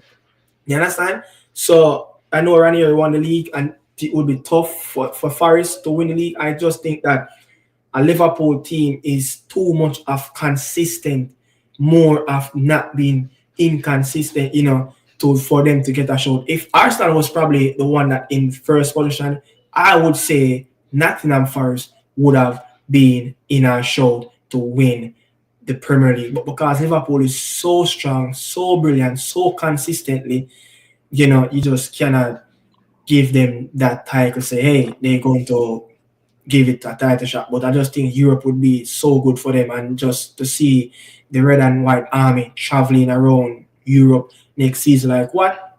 The Magpies have done the black and whites, travel to Paris, travel to Germany, travel to Italy to play Dortmund, Paris, and AC Milan. I mean, what you want to say, man? Liverpool, man. You thought you was going to give United 6 today? Uh, well, for No. me, man, But for us, a Liverpool fan, man, we were looking forward to the game. But we know, no, we know Man United fans, they're always waiting to hear that the game is cancelled. Yeah, trying to avoid from getting 7-0 smashing. But yeah, getting a draw today against us. Well, fair enough, man. Fair enough, yeah, indeed, I mean, indeed. But that but game, I'm giving yeah, you it's annoying. a few minutes, just to have a little quick recap on, what you think about the Premier League in 2024 of the first half of the season, and who you think will bring the biggest shock for 2025. Aston Villa did it last year, qualify for the Champions League. Who you think will be that team for 2025 that will be like, they qualify for Europe? They push Liverpool. And what was the recap of 2024, the first half of the season? Well, the first half of the season, let me see. Nottingham Forest, man, they came to our yard and beat us 1-0. So it looks to me like it's then going to get the job done. And we have to play them again next week. So looking back now, looking at the revenge against them at their own backyard. But they're doing very well indeed in Spirito Santo, indeed, former Wolves and Spurs manager. Yeah, But yes, I think the shocking will be Nottingham Forest, man. 'Cause this team is too good yeah, to stop, man. They're good, they're very good, they're talented yeah, with players in their squad. And the attack is good. yeah. So I think it's gonna be Forest. Yeah. But I just, remind me who Manchester to play again. Manchester City played West Ham. West Ham. All right. So they played Leicester City before that. What I have saw in the two games, nothing changed with Manchester City. To be honest, I think that Leicester game, Leicester was right in it. Before they got go on to get the rest of the goals. But I think when they played at the King Power Stadium, before the West Ham game, I think it's seeing still Manchester City moving the ball slow. Always I think Manchester City would probably get the best out of a West Ham team who is missing a Jared Bowen for the next 6 to 8 weeks, 2 months, be massive. And I think talking about Bowen out for the next 2 months, I think they will probably in a dark fight to save them Premier League season. Yeah, because he's a massive part of them. You know, English international, what the leader, the captain, they look towards him, and especially, what is going on with Mikel Antonio, full crew, cannot stay fit. But Manchester City at the Etihad, beat them at 4-1. I just think that, look, yeah, Haaland got his goals, but they will always get the best out of Julian Lopetegui team, play still boring football, try to play, possessive football and counter-attacking. I don't know what he's trying to do, but I just don't think he have the personnel to carry out that type of football that he want to play. And I just think that he just should go back to basic. Level man behind the football.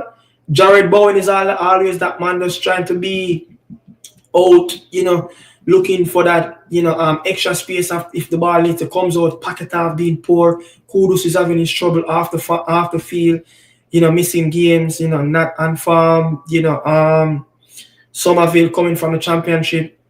You're always going to get that from a player coming from the championship, inconsistent.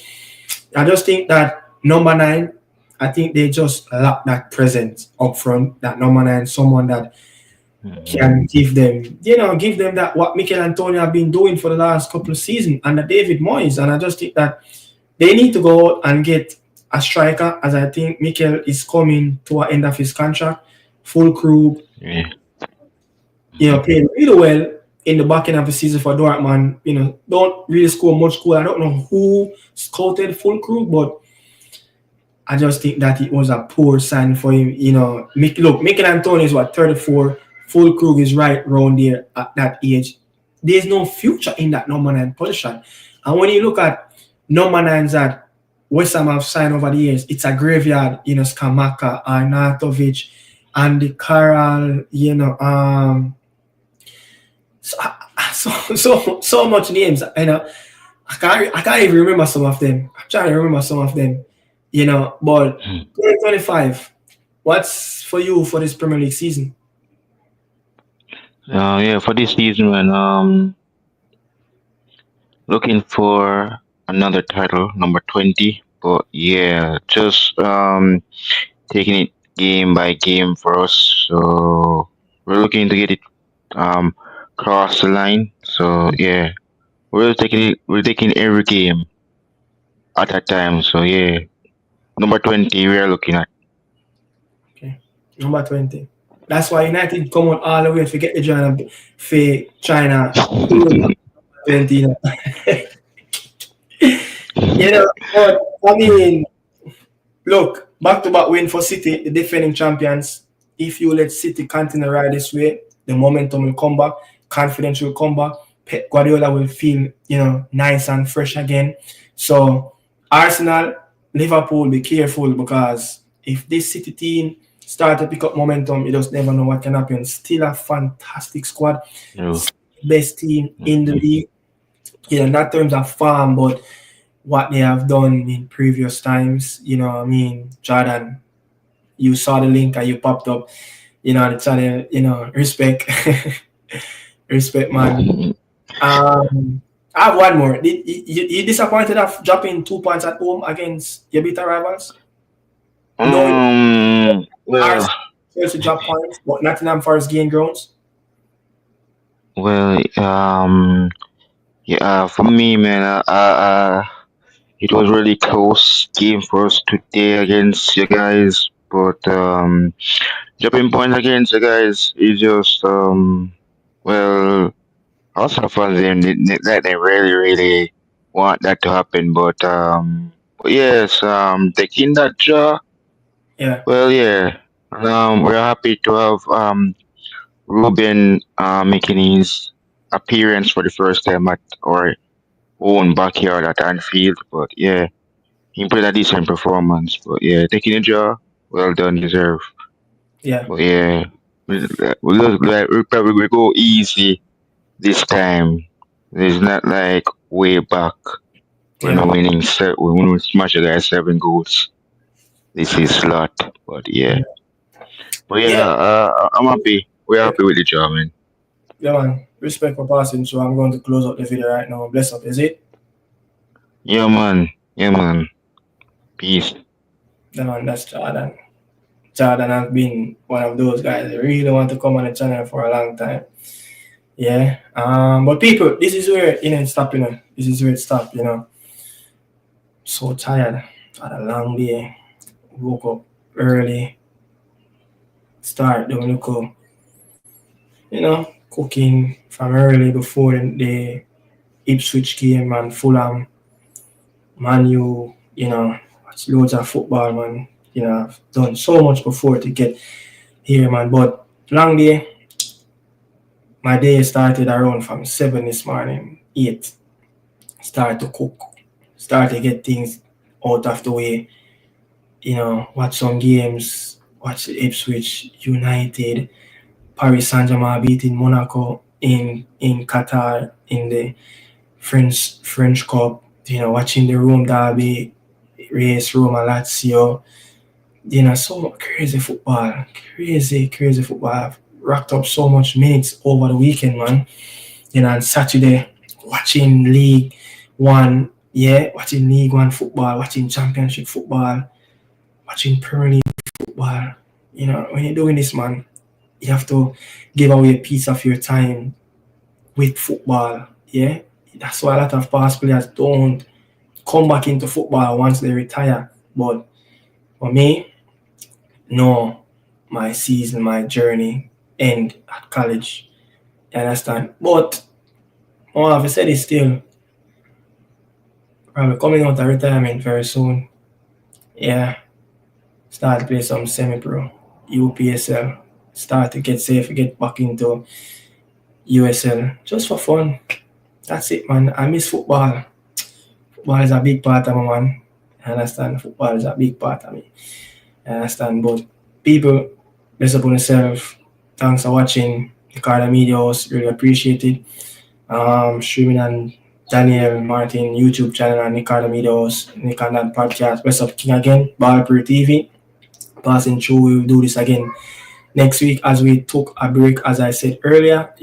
Daniel had a newborn, so I gave him a few weeks during the festive period to catch up with family, catch up with his newborn, spend some time. Then we're back again, first show of the new year. You guys know them, Nick, the Morning Insider continue.